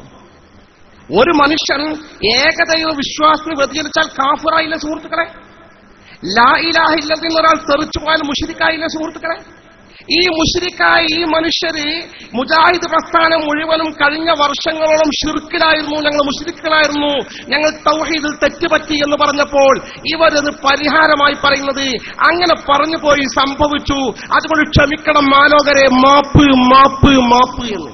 ഞാൻ ചോദിക്കട്ടെ, ഒരാൾക്ക് തൗഹീദ് തെറ്റുപറ്റിയാൽ, ഒരാൾ ഷിർക്കിലകപ്പെട്ടു പോയാൽ, ഒരാൾ കുഫറിലകപ്പെട്ടു പോയാൽ ആളുകളോട് മാപ്പ് ചോദിച്ചാൽ മുസ്ലിമാവോ? ഏത് കിതാബിലാണ് പറഞ്ഞത്? കേരളത്തിലെ മുജാഹിദ് പ്രസ്ഥാനത്തിന്റെ ദൈന്യമായ അവസ്ഥയാണ് നമ്മൾ കാണേണ്ടത്. ഒരാൾ ഷിർക്കിലകപ്പെട്ടു പോയാൽ, ഈ ഷിർക്ക് പ്രചരിപ്പിച്ചു പോയാൽ, ഇത് തന്നെ പാവപ്പെട്ട കേരളത്തിലെ എത്ര മുജാഹിദ് പ്രസ്ഥാനത്തിന്റെ പ്രവർത്തകന്മാർ ഇതിനകം മരിച്ചുപോയി. അവരൊക്കെ ഈ വിശ്വസിച്ചല്ലേ പോയത്? അവരൊക്കെ മുശ്രിക്കായി മരിച്ചുപോയില്ലേ മുജാഹിദിന്റെ തന്നെ വാദപ്രകാരം? ഇത്രയും ആളുകൾക്ക് വേണ്ടി ഇയാൾ ജനങ്ങളോട് മാപ്പ് ചോദിച്ചാൽ പ്രശ്നം തീരുമോ? ഒരൊറ്റ മനുഷ്യൻ മുശ്രിക്കായി പോയാൽ അശ്ഹദു അല്ലാ ഇലാഹ ഇല്ലല്ലാഹ് വഅശ്ഹദു അന്ന മുഹമ്മദർ റസൂലുള്ളാഹ് കലിമത്തു ഷഹാദ ഉച്ചരിക്കാതെ ഇസ്ലാമിലേക്ക് വരാൻ കഴിയില്ല സുഹൃത്തുക്കളെ. സത്യത്തിൽ മുജാഹിദ് പ്രസ്ഥാനം വേണ്ടത് ഇനി രണ്ടാമത് തിരിച്ച് പഴയ ആശയത്തിലേക്ക് തന്നെ പോവുകയാണെങ്കിൽ, ഇതാ ഞാൻ കലിമത്തു ഷഹാദത്ത് പുതുക്കുന്നു, അതുകൊണ്ട് നിങ്ങളും പുതുക്കണം, എന്നാലേ നമുക്ക് യഥാർത്ഥ മുസ്ലിമാകാൻ സാധിക്കൂ. ഇടക്കാലത്ത് നമ്മളൊക്കെ മുശ്രിക്കായി പോയിരുന്നു എന്നല്ലേ അനസ് മൗലവി പറയേണ്ടത്? അത് പറയുന്നില്ലല്ലോ. പക്ഷെ മാത്രമല്ല, അദ്ദേഹത്തെ ചോദ്യം ചെയ്യുന്ന മറുവിഭാഗം ഗ്രൂപ്പ്, സക്കരിയ സ്വലാഹിയുടെ നേതൃത്വത്തിലുള്ള ഗ്രൂപ്പ് പറയുന്നു, മക്കളെ ശരിക്കും നിങ്ങൾ അപ്പുറത്തെ മടവൂർ ഗ്രൂപ്പിന്റെ മുമ്പിൽ പോയി മാപ്പ് ചോദിക്ക്, നിങ്ങൾ കലിമ ചൊല്ല്, നിങ്ങളെ ചോദ്യം ചെയ്തിരുന്ന SKSSന്റെ ഓഫീസിൽ പോലും മാപ്പ് ചോദിക്ക്, പരസ്യമായി നമ്മളെ പോലെ കലിമ ചൊല്ലാനും മാപ്പ് ചോദിക്കാനും ഈ ജനങ്ങളോട് പോരാ, നിങ്ങൾക്ക് മുസ്ലിമാകണമെങ്കിൽ ഇന്നത് ചെയ്യണമെന്ന് സക്കരിയ സ്വലാഹി തന്നെ കൃത്യമായി അവരെ പഠിപ്പിച്ചു നോക്ക് നിങ്ങൾ.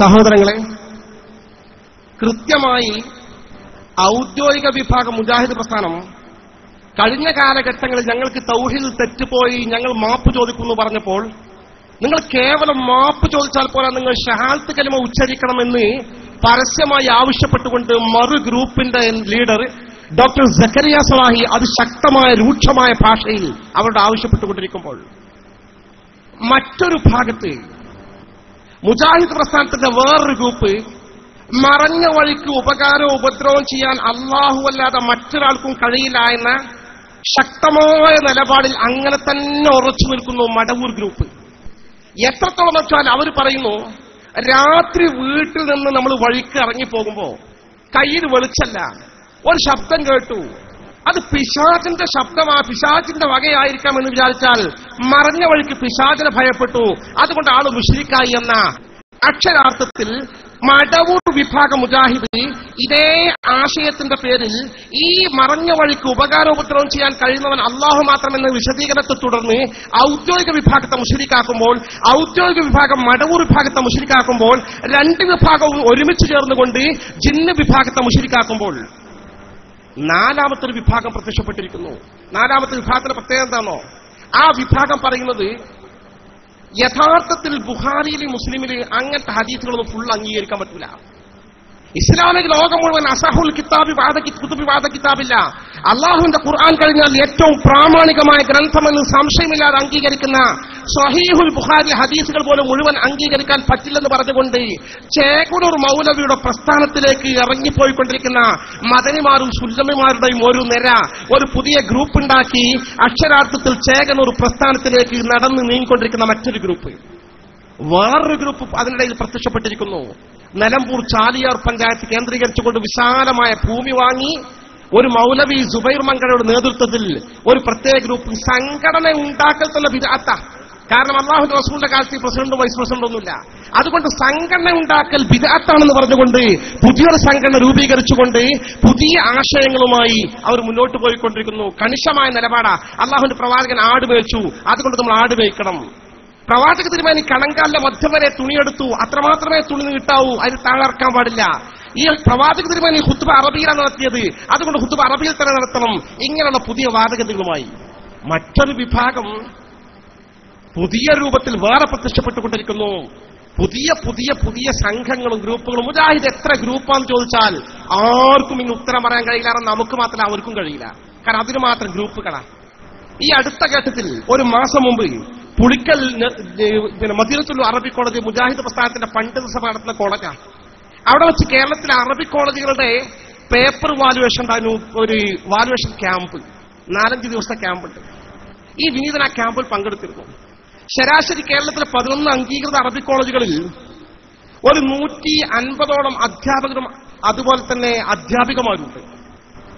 സാധാരണ പല ക്യാമ്പുകളും സംബന്ധിച്ചാൽ നമുക്ക് കാണാം, അവർക്ക് പെണ്ണും ആണും തമ്മിലുള്ള ഹിജാബും ആ മാതിരി പ്രശ്നമൊന്നുമില്ല. ആണുങ്ങളുടെ ഇടയിൽ സ്ത്രീകൾ അധ്യാപികമാർ വന്നിരിക്കും, യോഗത്തിൽ ചർച്ചയിൽ പങ്കെടുക്കും. ആണും പെണ്ണും ഒരുമിച്ചാണ് അവരുടെ സംസ്കാരം. എന്ന് മാത്രമല്ല, അവരെ കൂട്ടത്തിലെ സ്ത്രീകൾ പരസ്യമായി ആണുങ്ങളെ മുന്നിൽ വന്ന് പ്രസംഗിക്കാറില്ലേ? അവർ സ്റ്റേജിൽ ഒരുമിച്ച് വേദി പങ്കിട്ട് അവർക്കത് പ്രശ്നമല്ലല്ലോ. കണ്ണും ചിമ്മി ഈ തരത്തിലുള്ള സംസ്കാരം നടത്താക്കിയ കേരളത്തിലെ മുജാഹിദ് പ്രസ്ഥാനം അവർക്ക് പ്രത്യേക സീറ്റൻ ഉണ്ടാകാറില്ല. അവരാ കൂട്ടത്തിലൊക്കെ ഒരുമിച്ചിരിക്കും. അപ്പുറത്തേക്ക് അസലാണും പെണ്ണും ഉണ്ടാവും. പക്ഷേ ഈ കഴിഞ്ഞ വാലുവേഷൻ ക്യാമ്പിൽ ചെന്ന് നോക്കുമ്പോ മുജാഹിദ് അറബി കോളേജിലെ അധ്യാപികമാരിൽ ഒരു വിഭാഗം ആളുകൾ ഒരു സൈഡിൽ നല്ല ഹിജാബിലിരിക്കുന്നുണ്ട്, മുഖം നന്നായി മറച്ചിട്ടുണ്ട്, കയ്യും കാലും ഒക്കെ മറച്ചിട്ടുണ്ട്, നല്ല സ്വാലിഹത്തായ ബീബി കുട്ടികളെ മാതിരി ഇങ്ങനെ ഇരിക്കുന്നുണ്ട്. അപ്പൊ ഞാൻ എന്റെ അടുത്തിരിക്കുന്ന മുജാഹിദ് പ്രവർത്തനോട് ചോദിച്ചു, അല്ല ഇതാരാണ് കുട്ടികൾ ചോദിച്ചു. കാരണം നമുക്കത് ഏതോ ഗ്രൂപ്പാണ്. അറിയില്ല ചോദിച്ചു. ഇല്ലായിരുന്നു. അത് ജിന്നുകാരാണത് പറഞ്ഞു. അപ്പൊ ജിന്ന് ഗ്രൂപ്പിന് മുഖം മറക്കൽ നിർബന്ധമാണ്. സ്ത്രീകൾ മുഖം മറക്കൽ അവർക്ക് നിർബന്ധമാണ്. കണിശമായ നിലപാടാ. അവർ നടത്തുന്ന അറബി കോളേജുകൾ പുതിയതായിട്ട് ഇപ്പൊ ഇടയ്ക്കൽ അറബി കോളേജ് ഉണ്ട്. ഇന്റർവ്യൂ ടൈമിന് അതിലിങ്ങനെ ബസ്സിൽ പാസ് ചെയ്യുകയാണെങ്കിൽ നിറയെ പെൺകുട്ടികൾ, മുഖം മറച്ച പെൺകുട്ടികൾ തിരിച്ചു മറിച്ച് റോഡ് കൂടെ അങ്ങോട്ടും ഇങ്ങനെ നടക്കുന്നുണ്ടാവും. ഒറ്റയടിക്ക് ബീവികളായി മാറിയേക്കാം. അന്ന് നമ്മൾ മുഖം മറക്കൽ ഇസ്ലാമിന്റെ ഭാഗമാണെന്ന് സുന്നത്ത് ജമാഅത്ത് വിശുദ്ധ ഖുർആന്റെയും തിരുസുന്നത്തിന്റെയും വിശദീകരണത്തിന്റെ അടിസ്ഥാനത്തിൽ പഠിപ്പിച്ചപ്പോൾ അത് ആവശ്യമില്ല, മുഖം തുറന്നിട്ടുകൊണ്ട് നടക്കാനുള്ള സ്വാതന്ത്ര്യം മുസ്ലിം സ്ത്രീകൾക്ക് വകവെച്ചു കൊടുക്കണമെന്ന് ശക്തമായി ആവശ്യപ്പെട്ട ഗ്രൂപ്പാണ്. ഇങ്ങനെ ഗ്രൂപ്പുകൾ മാറി മാറി രംഗത്ത് വന്നുകൊണ്ട് കേരളത്തിലെ മുജാഹിദ് പ്രസ്ഥാനം തമ്മിലടിച്ചുകൊണ്ടിരിക്കുന്നുവെന്ന് മാത്രമല്ല, പരസ്പരം മുശ്രിക്കുകളാക്കി ചിത്രീകരിച്ചുകൊണ്ട്, പച്ചയായി പരസ്യമായി പ്രസംഗിച്ചുകൊണ്ട്, പച്ചയായി പരസ്യമായി ലേഖനം എഴുതിക്കൊണ്ട് മുസ്ലിം സമൂഹത്തിൽ ഒരു നൂറ്റാണ്ട് തികക്കാനാകാതെ കേരളത്തിലെ മുജാഹിദ് പ്രസ്ഥാനം ചരിത്രത്തിന്റെ ഭാഗമായി മാറാൻ പോകുക. മുജാഹിദിന് ഉയർത്തെഴുന്നേൽപ്പില്ല. ഇടയ്ക്ക് നമ്മൾ പി കെ കുഞ്ഞാലിക്കുട്ടി സാഹിബ് ഇടപെട്ട് എങ്ങനെയെങ്കിലും മസ്ലഹത്താക്കാൻ നോക്കാൻ ശ്രമിച്ചു നോക്കി. കാരണം പാർട്ടിക്ക് ഇതുവരെ തമ്മിലടിച്ച പാർട്ടിക്ക് ആ ദോഷം ചെയ്യാം. ഒരു രക്ഷയില്ല. അമ്മാതിരി ഷിർക്ക് പൊറുക്കാൻ പറ്റില്ല, ബാക്കിയൊക്കെ പൊറുക്കാനോ? ഷിർക്കും കേസാണ് ഞങ്ങൾ കേസ് തന്നു. മൂപ്പര് പിൻവാങ്ങി. ഒരു രക്ഷാമാർഗമല്ല. എന്റെ പ്രിയപ്പെട്ടവരെ, അവരുടെ ഈ തനി തിറം അവർ തമ്മിൽ മുശ്രിക്കാക്കിയതിന്റെ കൃത്യമായ രേഖ ഫോട്ടോസ്റ്റാറ്റ് സഹിതം. എന്തുകൊണ്ടാണ് അവർ ഈ ഒരു അധപ്പതനത്തിലേക്ക് എത്തിപ്പെട്ടത്, ചരിത്രത്തിന്റെ ഭാഗമായി മാറിയത് എന്നെല്ലാം കൃത്യമായി വിശദീകരിക്കുന്ന ഒരു കൊച്ചു കൃതി മുജാഹിദ് പ്രസ്ഥാനം അപചയത്തിന്റെ അടിവേരുകൾ എന്നൊരു പുസ്തകം നിങ്ങൾക്കിവിടെ വാങ്ങാൻ കിട്ടും. ആവശ്യക്കാർ മുജാഹിദ് പ്രസ്ഥാനത്തുമായി ബന്ധപ്പെട്ട സുഹൃത്തുക്കളുണ്ടെങ്കിൽ, അല്ലെങ്കിൽ നാട്ടുകാരുണ്ടെങ്കിൽ, കണക്ഷനുള്ള ആളുകളുണ്ടെങ്കിൽ, അയൽക്കാരുണ്ടെങ്കിൽ അവർക്കിതൊന്ന് വായിക്കാൻ കൊടുക്കാൻ നന്നായിരിക്കുമെന്ന് സാന്ദർഭികമായി ശ്രദ്ധയിൽപ്പെടുത്തുകയാണ്. യഥാർത്ഥത്തിൽ മുജാഹിദ് പ്രസ്ഥാനത്തിന്റെ അവസ്ഥാവിശേഷം അങ്ങനെ. ജമാഅത്തെ ഇസ്ലാമിന്റെ ചിത്രം നിങ്ങൾ നോക്കി. ഒരു കാലഘട്ടത്തിൽ ജമാഅത്തെ ഇസ്ലാം ഇവിടെ പഠിപ്പിച്ച ആദർശം ലാ ഇലാഹ ഇല്ലല്ലാഹ് എന്നാൽ അനുസരിക്കപ്പെടാനും ആരാധിക്കപ്പെടാനും അടിമവര ചെയ്യപ്പെടാനും അർഹനായി അല്ലാഹു അല്ലാതെ മറ്റാരുമില്ല. അപ്പൊ അള്ളാഹുവിന്റെ ഗവൺമെന്റിനെ മാത്രമേ അനുസരിക്കാവൂ. അപ്പൊ അള്ളാഹുവിന്റെ തലത്തെ ഗവൺമെന്റ് അനുസരിച്ചാലോ ലാ ഇലാഹയ്ക്കെതിരായി ശിർക്കായി പുതിയ പുതിയ വാദങ്ങൾ. ഇവർക്കൊരു ഭരണകൂടമുണ്ടാക്കാൻ വേണ്ടി അബുൽ അല സ്ഥാപിച്ച വികലമായ ആശയം. ആ ആശയത്തെ തുടർന്ന് അവർ പച്ചയായി എഴുതി പഠിപ്പിച്ചു, നിരന്തരം പ്രചരിപ്പിച്ചു. ഈ രാജ്യത്തെ ഭരണഘടന അനുസരിക്കൽ ശിർക്ക. കാരണം ഗവൺമെന്റ് സഹകരിക്കലല്ലേ. ഈ രാജ്യത്തെ ഗവൺമെന്റിന്റെ പൊതു തെരഞ്ഞെടുപ്പിൽ മത്സരിക്കൽ ശിർക്ക.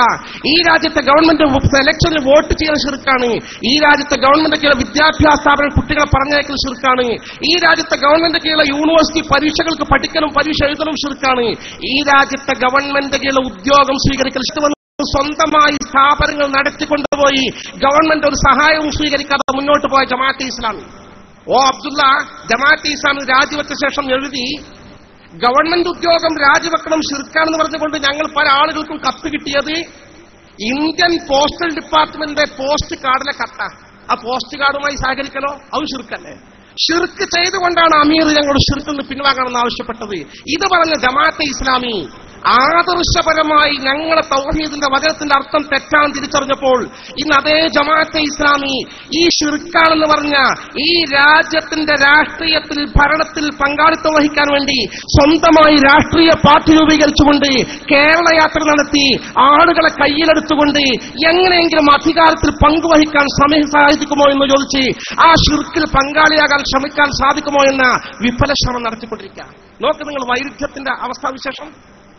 ഓരോ സമസ്ത കേരള ജംഇയ്യത്തുലമ എതിർത്ത ഈ ബിദ്അഈ പ്രസ്ഥാനങ്ങളൊക്കെ യാഥാർത്ഥ്യം എത്ര പെട്ടെന്നാണ് തിരിച്ചറിഞ്ഞുകൊണ്ടിരിക്കുന്നത്. ഓരോ വിഭാഗവും നിങ്ങൾ പരിശോധിച്ച് നോക്കി. എന്താണ് ഇവിടുത്തെ പ്രത്യേകത? തബ്ലീഗ് ജമാഅത്ത് ഇന്നലെ സമസ്ത കേരള ജംഇയ്യത്തുലമ സൂക്ഷ്മമായി പഠിച്ച് വിലയിരുത്തി ഉസ്താദുൽ അസാത്തീദ് റഈസുൽ മുഹഖഖീൻ കണ്ണിയത്ത് അഹ്മദ് മുസ്ലിയാർ നവ്വറല്ലാഹു മർഖദ അവർക്ക് ദറജ അല്ലാഹു ഉയർത്തി കൊടുക്കുമാറാകട്ടെ. നല്ലവരായ നായകന്മാർ, നമുക്ക് എന്തൊരു അഭിമാന ബോധമുണ്ട്. അവരാ നമ്മുടെ നായകന്മാർ. അദ്ദേഹത്തിന്റെ അധ്യക്ഷതയിൽ ചേർന്ന മുഷാവറയാണ് തബ്ലീഗ് ജമാഅത്ത് ബിദ്അത്തിന്റെ പാർട്ടിയാണെന്ന് പ്രഖ്യാപിച്ചത്. അത് പഠിച്ചാണ് തീരുമാനം പ്രഖ്യാപിച്ചത്. അന്ന് തബ്ലീഗ് ജമാഅത്തിനെ സമസ്ത എതിർത്തുകൊണ്ട് മാത്രം നമ്മൾ അംഗീകരിച്ചു. എന്നാലും ആളുകൾക്ക് ഉൾക്കൊള്ളാൻ പ്രയാസം. നല്ല മനുഷ്യരല്ലേ, താടിയുണ്ട്, തലപ്പാവുണ്ട്, ശുഭ്രവസ്ത്രങ്ങളുണ്ട്, എന്തൊരു ദിക്റുകളും എന്തൊരു ചിട്ടകളുമാണുള്ളത്. ഇവർ ബിദ്അത്തിന്റെ പാർട്ടിയോ? ഇവർക്ക് മുഹമ്മദ് അബ്ദുൽ വഹാബിന്റെ ആദർശമുണ്ടെന്നോ? കാലം നമുക്ക് വ്യക്തമാക്കി തന്നു. ഇന്ന് തബ്ലീഗ് ജമാഅത്തിൽ ദീർഘകാലം പ്രവർത്തിച്ച ആളുകൾ തബ്ലീഗ് ജമാഅത്ത് വിട്ട് മുജാഹിദ് പ്രസ്ഥാനത്തിലെ ക്യാമ്പിലാണ് പ്രവർത്തിച്ചുകൊണ്ടിരിക്കുന്നത്, പ്രസംഗിച്ചുകൊണ്ടിരിക്കുന്നത്. നിങ്ങൾക്കറിയുമോ, ഒരു കാലഘട്ടത്തിൽ തബ്ലീഗ് ജമാഅത്തിന്റെ വേദികളിൽ നിറഞ്ഞ സുന്നത്ത് ജമാഅത്തിന്റെ ആദർശവുമായി നിറഞ്ഞ പ്രഭാഷണം നടത്തിയിരുന്ന ചുഴലി അബ്ദുള്ള മൗലവി എന്ന പ്രമുഖ തബ്ലീഗ് ജമാഅത്തിന്റെ പ്രഭാഷകൻ ഇന്ന് KNMന്റെ വേദികളാണ് പ്രസംഗിച്ചുകൊണ്ടിരിക്കുന്നത്. കാരണം അവർ ആദർശമതാ. അതിൽ സൈദ്ധാന്തികമായി തബ്ലീഗ് ജമാഅത്തിൽ ഉയർച്ച നേടിയാൽ അവർ ബിദ്അത്തിന്റെ ആശയത്തിൽ പ്രകടമായി രംഗത്തോറും ക്രമാനുഗത വിവാദമായി. മുജാഹിദിനെ പോലെ തുടക്കത്തിൽ ഒന്നിച്ച് പരസ്യപ്പെടുത്തില്ല എന്ന് മാത്രം. അതൊക്കെ സംഘടനകളുടെ ശൈലികൾ മാത്രം. സമസ്ത പറഞ്ഞത് ആളുകൾക്ക് ബോധ്യപ്പെട്ടുകൊണ്ടിരിക്കുന്ന കാലഘട്ടം. എന്റെ പ്രിയപ്പെട്ടവരെ, സാക്ഷാൽ കാന്തപുരം വിഭാഗം പോലും, ഞാൻ എന്റെ സുഹൃത്ത് രാമന്തലയോട് കാത്തിരിക്കുന്നുണ്ട്. ഞാൻ അദ്ദേഹത്തിന്റെ വിഷയത്തിൽ കൈവെക്കാൻ ആഗ്രഹിക്കുന്നില്ല. പക്ഷെ സമസ്ത കേരള ജംഇയ്യത്തുൽ ഉലമാ മുബാറക്കായ സംഘടനയാണ്. അത് ചെയ്ത സംവിധാനങ്ങൾ എത്ര വിപുലമാണ്. നിങ്ങൾ ഓർത്തു നോക്കി. ഓരോ ഘട്ടത്തിലും ഇസ്ലാമിക സമുദായത്തിന് എന്താണോ ആവശ്യം അത് തിരിച്ചറിഞ്ഞ് അത് നടപ്പാക്കി എത്ര സുഖസുന്ദരമായിട്ടാണ് സമസ്ത നടപ്പാക്കിക്കൊണ്ടിരിക്കുന്നത്.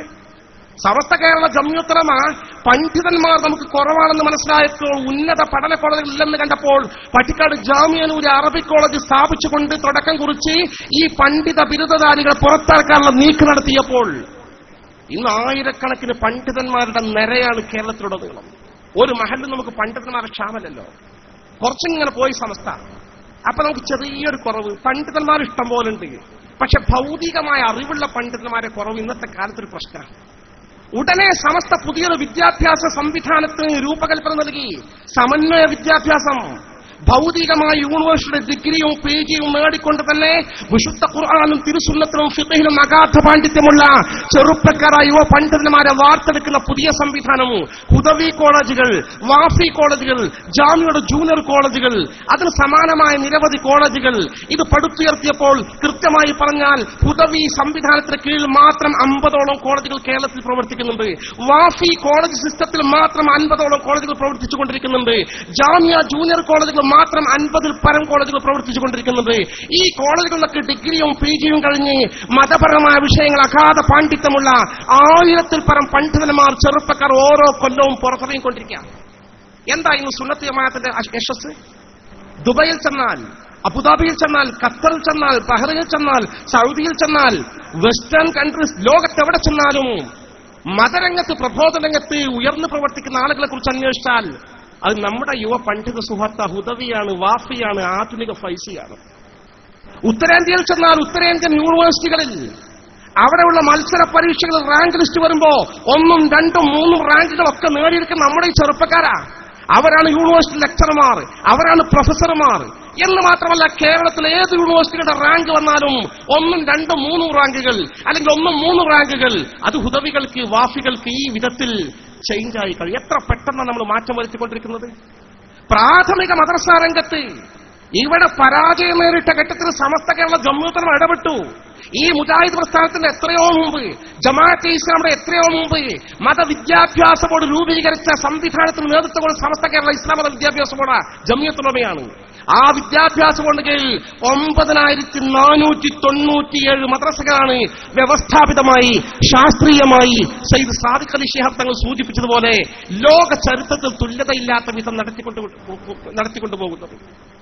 മഹല്ല് സംവിധാനങ്ങൾ ഇന്നിപ്പോ സമസ്ത കേരള ജംഇയ്യത്തുൽ ഉലമാ തീരുമാനിച്ചിരിക്കുകയാണ്. അതിന്റെ പ്രവർത്തനങ്ങൾ വിപുലീകരിക്കുന്നതിന്റെ ഭാഗമായി ചരിത്രത്തിൽ ആദ്യമായി സമസ്ത ഒരു വലിയ ഫണ്ട് ശേഖരിക്കുകയാണ്. ഫണ്ട് ശേഖരണത്തിന്റെ ഭാഗമായി ദഅവത്തുൽ കൈത്താങ്ങി എന്ന പേരിൽ ഈ 15 വെള്ളിയാഴ്ച കേരളത്തിൽ 6000 മഹല്ലുകളിൽ നിന്ന് കലക്ഷൻ എടുക്കാനുള്ള എല്ലാ സംവിധാനങ്ങളും സമസ്ത പൂർത്തിയാക്കി കഴിഞ്ഞു. സമസ്ത തുടക്കം കുറിച്ചാൽ അത് വിജയകരമായ രീതിയിൽ മുന്നോട്ട് പോകുന്നു. സമസ്തക്കൊരു പത്രത്തിന്റെ അപ്പത്തോടെ 1 ലക്ഷത്തിൽ പരം വരുന്ന ജംഇയ്യത്തുൽ മുഅല്ലിമീന്റെ പട്ടാളക്കാർ ഏറ്റെടുത്തു. ലക്ഷക്കണക്കിന് കോപ്പികളുമായി 6 എഡിഷനുകളുമായി സുപ്രഭാതം ദിനപത്രങ്ങൾ എല്ലാവരെയും ഞെട്ടിച്ചുകൊണ്ട് ദിനപത്രം യാഥാർത്ഥ്യമായി. എല്ലാവരും മൂക്കത്ത് കൈവയ്ക്കുകയാണ്. ഇതൊന്നും സമസ്തന്റെ കഴിവല്ല, സമസ്തന്റെ ബറക്കത്താണ്. കാരണം സമസ്ത സ്ഥാപിച്ചത് സത്യസന്ധമായിട്ടാണ്. ഇത് കേരളത്തിൽ നമ്മുടെ മഹാന്മാരായ സ്വഹാബത്ത് പഠിപ്പിച്ച് കൈമാറിത്തന്ന ആ ദീനിന്റെ സംശുദ്ധമായ ആദർശം, അതിൽ കത്തിവെക്കാൻ ആരെയും അനുവദിക്കില്ല, അതിൽ ഒന്നുപോലും വെട്ടിമാക്കാൻ അനുവദിക്കില്ല, അതിലേക്ക് അഡീഷണലായി ഒന്നുപോലും കൂട്ടിച്ചേർക്കാൻ അനുവദിക്കില്ല. അത് സംശുദ്ധമായ നിലയിൽ അടുത്ത തലമുറകൾക്ക് കൈമാറിപ്പോകണമെന്ന കാര്യത്തിൽ വിട്ടുവീഴ്ചയില്ലാത്ത നിലപാടുമായി ആദർശധീരരായ സത്യസന്ധതയുടെ നിറകുടങ്ങളായ മഹാത്മാക്കളായ ഉലമാക്കളും സാദാത്തുക്കളും സ്ഥാപിച്ചത് സമസ്ത. അത് ബറക്കത്താണ്. ആ ബറക്കത്താണ് ഇതിന്റെ വിജയം. അതുകൊണ്ട് തന്നെ സമസ്ത കേരള ജംഇയ്യത്തുൽ ഉലമയെ എതിർത്ത ആളുകൾ, സുന്നിയുടെ ലേബിളിൽ പ്രത്യക്ഷപ്പെട്ട ആളുകൾക്കും വിജയിക്കാൻ സാധിച്ചിട്ടില്ല. ആദർശ രംഗത്ത് സമസ്തയെ നേരിടാൻ മുജാഹിദ് ചരിത്രത്തിന്റെ ഭാഗമായി, ജമാഅത്ത് ചരിത്രത്തിന്റെ ഭാഗമായി ജമാഅത്ത് അസ്തമിച്ചു എന്ന് ഞാൻ പറയുന്നില്ല. ആശയരംഗത്ത് ജമാഅത്തിനോ മുജാഹിദിനോ സമസ്തയെ സംവാദത്തിൽ ഏർപ്പെടാൻ അവർക്ക് കെൽപ്പില്ല, ത്രാണില്ല. കാരണം ആശയപരമായി തകർന്നു പറ്റും. ഇനി പുതിയ പാർട്ടി വന്നിട്ട് വേണം. സമസ്ത കേരള ജംഇയ്യത്തിന്റെ ഉള്ളിൽ നിന്ന് സമസ്തയെ വിമർശിക്കാൻ ശ്രമിച്ച ആളുകൾ അവർ സമസ്തയെ അതിജീവിച്ചുകൊണ്ട് എങ്ങനെയെങ്കിലും ഒരു ഗ്രൂപ്പ് ഉണ്ടാക്കാൻ വേണ്ടി ഉന്നയിച്ച പ്രധാനപ്പെട്ട ഒരേ ഒരാശയം എന്തായിരുന്നു? സമസ്തയിലെ നേതാക്കന്മാർക്ക് സുന്നത്ത് ജമാഅത്തിൽ സ്പിരിറ്റ് പോരാ, ഒന്നുകൂടി ഊർജ്ജസ്വലത വേണം, സ്പിരിറ്റ് കൂട്ടണം, വോൾട്ടേജ് കൂട്ടണം. അന്നൊക്കെ 110 സുന്നിയാകണമെന്ന് പറയുന്നത്. പഴയ കാലത്ത് 110 വോൾട്ടിന്റെ ബൾബ് ഉണ്ടായിരുന്നു. അന്നാണ് ഷംസുൽ പ്രസംഗിച്ചത്, എടാ സുന്നി മതി, സുസുന്നി വേണ്ട. ആ കൂട്ടരുടെ അവസ്ഥാവിശേഷം എന്താ? 25 കൊല്ലക്കാലം കഴിഞ്ഞപ്പോൾ നമ്മൾ അനുഭവിക്കലേതൊക്കെ? നമ്മുടെ മഹാത്മാക്കളായ ആളുകൾ ആത്മീയ ലോകത്ത് വെച്ച് തിരിച്ചറിഞ്ഞുകൊണ്ടിരിക്കുക, അവരിടപെട്ടുകൊണ്ടിരിക്കുക. അത്തരം ആളുകൾ ഇന്ന് ആദർശരംഗത്ത് ചാടി വീണ് സംവാദങ്ങളുമായി, മറുപടി പ്രസംഗങ്ങളുമായി ഓടി ഓടി നടന്നിരുന്ന സംവാദ വീരന്മാർ ഇന്നെവിടെ? ഇന്ന് മുജാഹിദ് പ്രസംഗിച്ചാൽ മറുപടി പറയാൻ ഈ വിഭാഗത്തിൽ തയ്യാറില്ല. എന്താ പ്രശ്നം? ഇന്നൊരു പ്രദേശത്ത് ഒതുക്കങ്ങളിൽ മുജാഹിദ് പ്രസംഗിച്ചു എന്ന് വിചാരിക്കും. ഒതുക്കങ്ങൾ മുജാഹിദ് നമ്മളിങ്ങനെ നമ്മളെ സുന്നി മറുപടി വെക്കണമെങ്കിൽ ഒന്ന് ആലോചിക്കും. ഒതുക്കങ്ങ ആ പ്രസംഗം എങ്ങനെയുണ്ട്, എത്രമാത്രം ജനങ്ങളെ സ്വാധീനിച്ചിട്ടുണ്ട്, മറുപടി വെച്ചാൽ നമുക്ക് ഗുണം കിട്ടുമോ ദോഷം നമ്മൾ വിലയിരുത്തും. നമ്മൾ ഉസ്താദുമാർ ആവശ്യമാണെങ്കിൽ മാത്രം മറുപടി വെക്കും, ആവശ്യമായ രീതിയിൽ. മൈൻഡ് ചെയ്യാത്ത വിഷയം മൈൻഡ് ചെയ്യാതെ വിടേണ്ട വിഷയമാണെങ്കിൽ മൈൻഡ് ചെയ്യാതെ വിടും.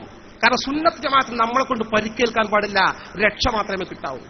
ഇവരല്ല കണ്ണും ചെമ്മി പിറ്റേന്ന് പ്രഭാഷണം വെക്കുമായിരുന്നല്ലോ, മറുപടി പ്രസംഗം, അതിലെല്ലാ തോന്നിവാസം വിളിച്ചു പറയുമായിരുന്നല്ലോ. ഇന്നിപ്പോ ഒതുക്കിങ്ങൽ മുജാഹിദ് പ്രഭാഷണം വെച്ചാൽ പിറ്റേന്ന് ഈ പറയുന്ന സുന്നിന്റെ ആളുകൾ മറുപടി വെക്കാനുണ്ടാവില്ല. അവർ SKSFന്റെ ശാഖയുടെ സെക്രട്ടറിയെ പ്രസിഡന്റിനെ കാണും. എടാ നിങ്ങളൊരു മറുപടി വെക്കോ മുജാഹിദിന്? കാരണം ഉള്ളിൽ പഴയ സുന്നി സ്പിരിറ്റ് ഉണ്ടല്ലോ. അതിന്റെ പെങ്ങറ്റോ ചൂട് വെച്ചു, അല്ല ഞങ്ങൾ കുറച്ച് പ്രശ്നങ്ങളുണ്ട്, ഞങ്ങൾ സപ്പോർട്ട് ചെയ്യുക, നിങ്ങൾ വെക്കി ബാക്കിൽ നിന്നല്ല സപ്പോർട്ടും ചെയ്യുക. അത് നിങ്ങൾക്ക് എന്ത് ചോദിച്ചു? ഞങ്ങൾക്ക് ഒരു പ്രശ്നം, ഞങ്ങൾ ആ മുടിനെ ന്യായീകരിക്കാൻ വേണ്ടി ഉസ്താദുമാര് മുഴുവത്ത് കറാമത്തൊക്കെ മരിച്ചോടുകൂടി മുറിഞ്ഞു പോകുമെന്ന് പറഞ്ഞു വെച്ചിട്ടുണ്ട്. അത് വലിയ പ്രശ്നമാണ്. നമ്മളാകെ സുന്നത്ത് ജമാഅത്തിന്റെ അസ്ഥിവാരം, നമ്മുടെ ബേസ്മെന്റ് മഹാത്മാക്കളായ അള്ളാഹുവിന്റെ അമ്പിയാക്കളും ഔലിയാക്കൾക്കും ഇവിടെ മരണാനന്തരം ഇടപെടാൻ സാധിക്കുമെന്നതിന്റെ പ്രകടമായ അടിസ്ഥാനം എന്താണ്? മഹാത്മാക്കൾ മരണത്തോടുകൂടി അവസാനിച്ചു പോകുന്നില്ല. അവരുടെ ശക്തിയും അവരുടെ കഴിവും അവരുടെ കറാമത്തും അവരുടെ മുഴുവത്തും പ്രത്യേകതകളും അതേപടി നിലനിൽക്കുമെന്ന് മാത്രമല്ല, അത് ഏറ്റവും ശ്രേഷ്ഠനായ അഷ്റഫുൽ ഹൽഖ് മുത്തു മുഹമ്മദ് മുസ്തഫ സ്വല്ലല്ലാഹു അലൈഹി വസല്ലം തങ്ങൾ അവരുടെ ഒരു പ്രത്യേകതയും പോകില്ല. തങ്ങളുടെ ശരീരത്തിന് ജീവിച്ചിരിക്കുന്ന കാലത്ത് എന്തൊക്കെ പ്രത്യേകതയുണ്ട്? തങ്ങളുടെ ശരീരത്തിന്റെ ഭാഗങ്ങൾക്ക്, നഖത്തിന്, മുടിക്ക്, തൊലിക്ക് എന്തൊക്കെ പ്രത്യേകതയുണ്ടോ ആ പ്രത്യേക എക്കാലത്തും നിലനിൽക്കുമെന്നാണ് അഹ്ലുസ് സുന്നത്തി വൽ ജമാഅത്ത് അംഗീകരിക്കുന്നത്. പരോക്ഷമായി മുജാഹിദ് ജമാഅത്ത് കൂടി ശരിവെക്കുന്നുണ്ട്. തങ്ങൾക്ക് അങ്ങനെ പ്രത്യേകത ഉണ്ട്, മരിച്ചാൽ അവസാനം നശിച്ചു പോകില്ല. എന്നാൽ ഇവരുടെ കൈവശമുള്ള ഈ വ്യാജ മുടികൾക്ക് ഈ ക്വാളിറ്റി ഒന്നുമില്ല. അള്ളാന്റെ റസൂലിന്റെ മുടി കത്തിച്ചാൽ കത്താൻ പാടില്ല, അള്ളാന്റെ റസൂല് മുടി മണ്ണിലിട്ടാൽ ദ്രവിക്കാൻ പാടില്ല. പക്ഷെ ഇവരുടെ കൈവശമുള്ള മുടി കത്തുന്നുണ്ട്. ഞാനും എന്റെ സുഹൃത്ത് രാമന്തളി പിന്നെ അവിടെ പോയി മുടി കൊണ്ടുവന്ന് അദ്ദേഹത്തെ തിരിച്ചറിഞ്ഞിട്ടുണ്ട്. ഈ ക്വാളിറ്റി ഒന്നുമില്ല എന്ന് പരസ്യമായി ആളുകളെ ബോധ്യപ്പെടുത്തി വാർത്താ സമ്മേളനത്തിൽ കാണിച്ചു കൊടുത്തു, വെല്ലുവിളിച്ചു. സത്യത്തിൽ ഇവിടെ ഈ വിഭാഗം നിശബ്ദരാകേണ്ടി വന്നു. അവരുടെ മുടി പരീക്ഷിക്കാൻ അവർ തയ്യാറില്ല, ക്വാളിറ്റി ഇല്ല. അപ്പൊ അതിനവരെന്ത് ചെയ്തു? ചെരുപ്പിനൊപ്പിച്ച് കാല് മുറിക്കാൻ തീരുമാനിച്ചു. കാലിനൊപ്പിച്ച് ചെരുപ്പ് വാങ്ങല്ല. എന്ത് ചെയ്തു അവര് പറഞ്ഞു, അതിന് അള്ളാന്റെ റസൂൽ നിങ്ങൾ ഈ പറഞ്ഞ മഹത്വമൊക്കെ ഉണ്ട്, ശരിയാ, അതൊക്കെ റസൂലിന്റെ വഫാത്താണ് വരെ.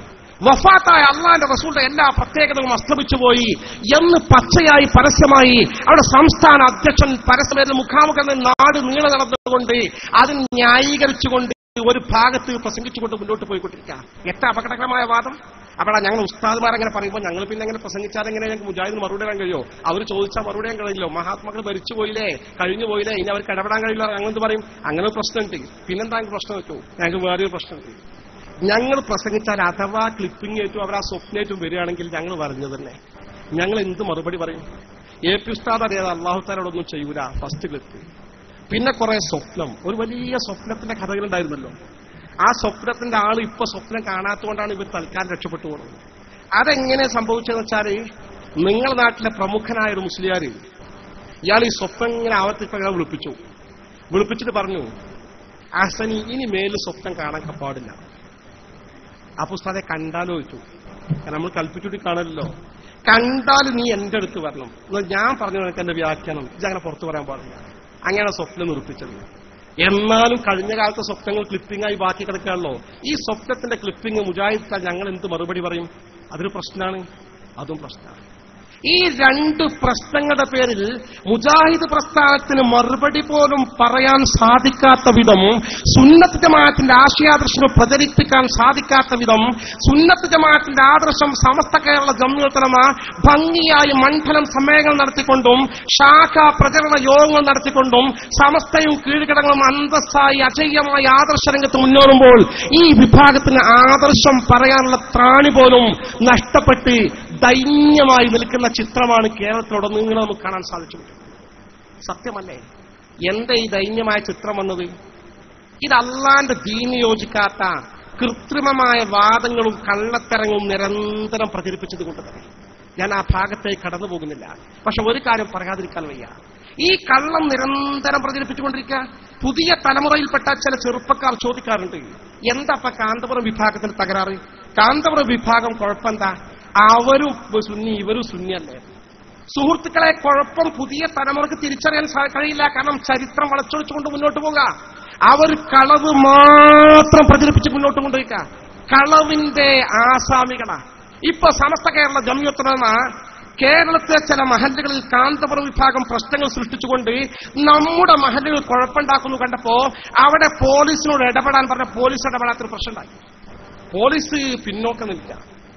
പോലീസ് പിന്നോക്കം നിൽക്കാൻ പറ്റുമല്ലോ. ആദരണീയരായ സമസ്തയുടെ പണ്ഡിതന്മാർ മുഖ്യമന്ത്രി ആഭ്യന്തരമന്ത്രിയെ കണ്ട് നിവേദനം കൊടുത്തു, ഈ പ്രശ്നങ്ങൾ പരിഹരിക്കണം, നോട്ട് ചെയ്ത് കൊടുത്തു. ഇന്ന സ്ഥലത്ത് ഇന്ന പ്രശ്നങ്ങളുണ്ട്. പോലീസ് ഇടപെടുന്നില്ല. ഒരു മാസം വെയിറ്റ് ചെയ്തു, പരിഹാരം ഉണ്ടായില്ല.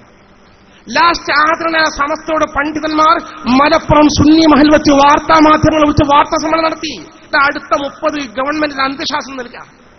കഴിഞ്ഞ ഏപ്രിൽ 30-നകം ഞങ്ങൾ ചൂണ്ടിക്കാണിച്ച പ്രശ്നങ്ങൾ, ന്യായമായ പ്രശ്നങ്ങൾ ആഭ്യന്തര വകുപ്പും മുഖ്യമന്ത്രിയും പരിഹരിച്ചിട്ടില്ലെങ്കിൽ പരസ്യമായ പ്രക്ഷോഭ പരിപാടികൾക്ക് ഗവൺമെന്റിനെതിരെ ഈ സുന്നത്ത് ജമാഅത്തിന്റെ സംഘം സമസ്ത തുടക്കം കുറിക്കുമെന്ന് പരസ്യമായി വാർത്താ സമ്മേളനം നടത്തി പറഞ്ഞു. ഇവരൊരുപാട് പ്രചരിപ്പിച്ചു. ഇതാ 30-ന് ശേഷം ഖിയാമത്ത് നാൾ സംഭവിക്കുന്ന ഫേസ്ബുക്കിലും വാട്സപ്പിലൊക്കെ നിരന്തരം പ്രചരണം തുടങ്ങി. പക്ഷേ നമ്മളൊന്നും ഇത് ഏറ്റെടുത്ത് പ്രചരിപ്പിച്ച് മുന്നോട്ട് പോകുന്ന കാര്യം നടക്കണം. സമസ്ത കേരള ജംഇയ്യത്തുൽ ഉലമ ചൂണ്ടിക്കാണിച്ചു കൊടുത്ത പ്രശ്നങ്ങൾ, ആ ലിസ്റ്റിലെ ഓരോ പ്രശ്നങ്ങളും ഈ വാർത്താ സമ്മേളനം കഴിഞ്ഞ് 4 ദിവസത്തിനകം ആഭ്യന്തരമന്ത്രി ശ്രീ രമേശ് ചെന്നിത്തല സമസ്തയുടെ പണ്ഡിതന്മാരെ ഫോണിൽ വിളിച്ചുകൊണ്ട് ഒന്ന് കാണണം, ഒന്ന് സംസാരിക്കണം, വിഷയത്തെക്കുറിച്ച് നമുക്ക് തീരുമാനമുണ്ടാക്കാമെന്ന് പറഞ്ഞപ്പോ ഇല്ല, ഞങ്ങൾ ലിസ്റ്റ് തന്നിട്ടുണ്ട്, അത് പരിഹരിച്ചാൽ മതി, ഇനി കാണേണ്ട ആവശ്യമില്ല എന്ന് പറഞ്ഞു. പിന്നെ വേറെ ചില മന്ത്രിമാർ ഇടപെട്ട് അല്ല, ഒന്ന് ഇരുന്ന് കൃത്യമായി പറഞ്ഞു കൊടുക്കണം എന്ന് വീണ്ടും പറഞ്ഞപ്പോൾ വേണമെങ്കിൽ വീട്ടിലേക്ക് വരാമെന്ന് പറഞ്ഞപ്പോൾ വേണ്ട, വീട്ടിൽ വരണ്ടെന്ന് കോഴിക്കോട് വരാമെന്ന് പറഞ്ഞുകൊണ്ട് ആഭ്യന്തരമന്ത്രിയുമായി സമസ്തയുടെ പണ്ഡിതന്മാരിൽ നിന്ന് ചർച്ച ചെയ്ത് ലിസ്റ്റ് ഫൈനൽ ചെയ്തു കൊടുത്ത് ഇതാ പള്ളിക്കൽ ബസാർ വലിയ ജുമാഅത്ത് പള്ളി പട്ടണത്തിന്റെ സെന്ററിലാണ്, പൂട്ടിക്കിടക്കുകയാണ്, അത് തുറക്കാൻ ഗവൺമെന്റ് ആർജവം കാണിക്കണം, ഇനി 30-നപ്പുറം നിങ്ങൾക്ക് നീട്ടിക്കൊണ്ടുപോകാൻ സാധ്യമല്ല എന്ന് പറഞ്ഞുകൊണ്ട് ഓരോന്നോരോന്ന് ലിസ്റ്റ് ചെയ്ത് ഇന്ന സ്ഥലത്ത് ജനറൽ ബോഡി കൂടാൻ അംഗീകാരം നൽകണം, അവിടെ കേവലം 10-20% ആളുകൾ പ്രശ്നമുണ്ടാക്കുകയാണ്, പോലീസ് പ്രൊട്ടക്ഷൻ നൽകിയേ തീരുവെന്ന് പറഞ്ഞപ്പോൾ ഓരോന്നോരോന്നായി എണ്ണി പറഞ്ഞു കൊടുത്തപ്പോൾ അപ്പൊ തന്നെ ADGP ഉൾപ്പെടെയുള്ള ആളുകളെ വിളിച്ചു കൂട്ടിക്കൊണ്ട് അവിടെ വെച്ച് തത്സമയം ഓർഡർ ഇട്ടുകൊണ്ട് ഓരോ പ്രശ്നങ്ങൾക്കും തത്സമയം തീരുമാനമെടുത്തുകൊണ്ട് പള്ളിക്കൽ ബസാർ പള്ളി ഉൾപ്പെടെയുള്ള സ്ഥാപനങ്ങൾ തുറന്ന് പ്രവർത്തിച്ച് ആളുകൾ ജുമാ നിസ്കരിച്ചുകൊണ്ടിരിക്കുകയാണ്. നിങ്ങൾ കണ്ടോ? ഇന്നത്തെ വെള്ളിയാഴ്ച ഇന്ന് വഖത്തുകൾ നിസ്കരിച്ചുകൊണ്ടിരിക്കുക, തുറന്നു കഴിഞ്ഞു. സമസ്ത പറഞ്ഞ അവിടെ നിൽക്കും. കാര്യങ്ങൾ അങ്ങനെയാണ്. പക്ഷെ ഇവർ കള്ളപ്രചാരണം നടത്തിക്കൊണ്ടിരിക്കുക. നിരന്തരം പ്രചാരണത്തെ ഒരു ഭാഗത്ത് രാഷ്ട്രീയക്കാരുടെ മേൽ സമ്മർദ്ദം, മറുഭാഗത്ത് രാഷ്ട്രീയക്കാരെ സ്വാധീനിക്കാനുള്ള ശ്രമങ്ങൾ. ഉത്തരവാദപ്പെട്ട കേരളത്തിലെ ചില മുസ്ലിം രാഷ്ട്രീയ നേതാക്കന്മാരെ വിളിച്ചുകൊണ്ട് കാന്തപുരം അടുത്ത് പറഞ്ഞില്ലേ, അങ്ങനെ ഈ സമസ്ത ഗ്രൂപ്പിന്റെ കൂടെ സജീവാകണ്ട, രാഷ്ട്രീയക്കാരല്ലേ നിങ്ങൾ, ഞങ്ങളെ സഹായം നിങ്ങൾക്ക് ആവശ്യമല്ലേ. ഒരു ഭാഗത്ത് പ്രലോഭനം, മറുഭാഗത്ത് ഈ മുസ്ലിം ലീഗിന്റെ നേതാക്കന്മാർ നമ്മളെ സഹായിക്കുന്നുണ്ട് എന്ന കാരണത്താൽ അക്കാര്യം വാർത്താ സമ്മേളനത്തിൽ സമസ്തയുടെ നേതാക്കന്മാർ പറഞ്ഞപ്പോൾ അതിനെ പരാമർശിച്ചുകൊണ്ട് കാന്തപുരം പറയുകയാണ്, ഇതാ മുസ്ലിം സമസ്തയെ സഹായിക്കൂല മുസ്ലിം ലീഗ് എന്നാണ് ഞങ്ങളുടെ വിശ്വാസം. അഥവാ ചില മുസ്ലിം ലീഗുകാർ സഹായിക്കുന്നുണ്ടെന്നുണ്ടെങ്കിൽ അത് മണ്ടന്മാരായ മുസ്ലിം ലീഗുകാരാണ്. പച്ചയായി ഇപ്പുറത്ത് വിമർശനം. ഈ രീതിയിൽ മുന്നോട്ട് പോകുമ്പോൾ ഞാൻ എന്റെ പ്രിയപ്പെട്ടവരെ ഞാൻ പറയട്ടെ, അത്തരം കപട മുഖങ്ങളൊന്നും രക്ഷപ്പെടില്ല. സമസ്ത സത്യസന്ധമായി ആദർശ പ്രചരണവുമായി മുന്നോട്ട് പോകും. ആ മുന്നോട്ട് പോകുന്ന ഘട്ടത്തിൽ ആർക്കും സമസ്ത കേരള ജംഇയ്യത്തുലമയെ എതിർക്കാനോ തകർക്കാനോ സാധിക്കില്ല എന്നത് പ്രകടമായ സത്യമാണ്. നമ്മുടെ ബഹുമാന്യനായ പ്രഗത്ഭനായ നമ്മുടെ മന്ത്രി പി കെ കുഞ്ഞാലിക്കുട്ടി സാഹിബ് കടന്നു വരുന്നുണ്ട്. ഒരൊറ്റ കാര്യം കൂടി നിങ്ങൾ ശ്രദ്ധയിൽപ്പെടുത്തുകയാണ്. ഇവർ ഈ പുതിയ തലമുറയെ തെറ്റിദ്ധരിപ്പിക്കുന്നത് പഴയ കാലത്തെ പോലെ നിരന്തരം കള്ളപ്രചരണം നടത്തിക്കൊണ്ടാണ്. ഇവരുടെ പുതിയ പ്രസിഡന്റിനെ തെരഞ്ഞെടുക്കപ്പെട്ടപ്പോൾ ഇവരുടെ പത്രത്തിൽ പ്രസിദ്ധീകരിച്ച സപ്ലിമെന്റാണിത്. ഇക്കഴിഞ്ഞ ആഴ്ച പ്രസിദ്ധീകരിച്ച സപ്ലിമെന്റ്. ഈ സപ്ലിമെന്റിന്റെ തന്നെ തുടക്കം ഞാൻ ആ 2 വരികൾ മാത്രം നിങ്ങൾ വായിച്ചു കേൾപ്പിക്കാം. ഈ സപ്ലിമെന്റിന്റെ തുടക്കം തന്നെ അവർ പറയുന്നത് വളരെ വ്യക്തമായി തീർത്തും വാസ്തവ വിരുദ്ധമായ കാര്യമാണ് എഴുതുന്നത്. ആ വരി ഞാൻ നിങ്ങളെ വായിച്ചു കേൾപ്പിക്കാം. സമസ്ത നേതാക്കൾ പത്രങ്ങളിലും ചിത്രങ്ങളിലും ജീവിക്കുന്നവരല്ല. എന്നുവെച്ചാൽ ഇവരെ സമസ്ത നേതാക്കൾ പത്രങ്ങളിലും ചിത്രങ്ങളിലും ജീവിക്കുന്നവരല്ല. ഈ വരിന്റെ തൊട്ട് മുകളിൽ തന്നെ ഇവരെ പ്രസിഡന്റിന്റെ ചിത്രം കൊടുത്തിട്ടുണ്ട്, സെക്രട്ടറിന്റെ ചിത്രം കൊടുത്തിട്ടുണ്ട്, മറ്റ് നേതാക്കളുടെ ചിത്രം കൊടുത്തിട്ടുണ്ട്. ആ പറഞ്ഞ വരിന്റെ മുകളിൽ നിന്നെങ്കിലും ചിത്രം മാറ്റി വെച്ചൂടെ എന്ന് മാത്രമല്ല, പുതിയ തലമുറയെ തെറ്റിദ്ധരിപ്പിക്കാൻ 89 വരെയുള്ള സമസ്തയുടെ കൃത്യമായ ചരിത്രം പറഞ്ഞിട്ട് ശേഷം പറയുന്ന ഒരു വാചകം നിങ്ങൾ ശ്രദ്ധിച്ചു നോക്കി. അവർ പച്ചയായി കഴിഞ്ഞ ആഴ്ച എഴുതി വെച്ചതാണ്. ഇത്രയും കാലം സമസ്ത സൂക്ഷിച്ചു വന്ന തീരുമാനങ്ങളും മുൻകാല ഫത്വകളും പ്രമേയങ്ങളും ചില രാഷ്ട്രീയ ഇടപെടലുകളുടെ മാറ്റി എഴുതണമെന്ന് ചിലർ സ്വാധീനിച്ചതനുസരിച്ച് അന്നത്തെ ജനറൽ സെക്രട്ടറി ആവശ്യപ്പെട്ടപ്പോൾ അത് ദീനിന്റെ ആണിക്കല്ല് ഇളക്കുന്നതാണെന്നും സമസ്തയുടെ സ്ഥാപക ലക്ഷ്യങ്ങൾ അട്ടിമറിക്കുന്നതാണെന്നും അതിന് അനുവദിക്കില്ലെന്നും കാന്തപുരം ശക്തമായി മുഷാവറയിൽ പ്രതികരിച്ചു. നോക്ക് നിങ്ങൾ സഹോദരന്മാരെ പറയുന്നത്, സമസ്തയുടെ കഴിഞ്ഞകാല ചരിത്രങ്ങളിൽ കഴിഞ്ഞുപോയ സകലമാന പ്രമേയങ്ങളും തിരുത്തിയെഴുതണം, ഫത്വകൾ തിരുത്തിയെഴുതണം, പ്രമേയങ്ങൾ തിരുത്തിയെഴുതണം, തീരുമാനങ്ങൾ തിരുത്തിയെഴുതണമെന്ന് അന്നത്തെ ജനറൽ സെക്രട്ടറി തന്നെ ശംസുൽ ഇ.കെ. ഉസ്താദ് ഖദ്ദസല്ലാഹു സിറഹുൽ അസീസ് അല്ലാഹു ദർജ ഉയർത്തി കൊടുക്കുമാറാകട്ടെ അദ്ദേഹം മുഷാവറയിൽ ആവശ്യപ്പെട്ടത്രേ. ആവശ്യപ്പെടാൻ ഒരു രാഷ്ട്രീയ പാർട്ടിയുടെ സമ്മർദ്ദം അനുസരിച്ച് മുസ്ലിം ലീഗാണ് ഇവിടെ ഉദ്ദേശിക്കുന്നത്. മുസ്ലിം ലീഗ് സമ്മർദ്ദം ചെലുത്തിയിട്ട് സമസ്തയുടെ ചരിത്രവും തീരുമാനവും ഫത്വകളും തിരുത്തിയെഴുതാൻ സമസ്തയുടെ ജനറൽ സെക്രട്ടറി മുഷാവറയിൽ ശക്തമായി ആവശ്യപ്പെട്ടു. ശുദ്ധമായ കളവ്.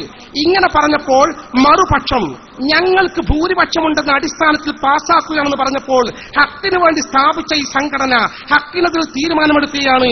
അള്ളാഹു ഇല്ലെന്ന് ഭൂരിപക്ഷം പറഞ്ഞാൽ അതാണോ ദീൻ? ഈ കസേരയിലേക്ക് ഞങ്ങളെ മടക്കല്ലേ എന്ന് പറഞ്ഞ് ഡാഷും അനുയായികളും അവിടെ നിന്ന് ഇറങ്ങിപ്പോവുകയായിരുന്നു. ശുദ്ധമായ കളവ്. 25 കൊല്ലം മുമ്പത്തെ ചരിത്രത്തിൽ ഞങ്ങളൊക്കെ ദൃക്സാക്ഷികളാ.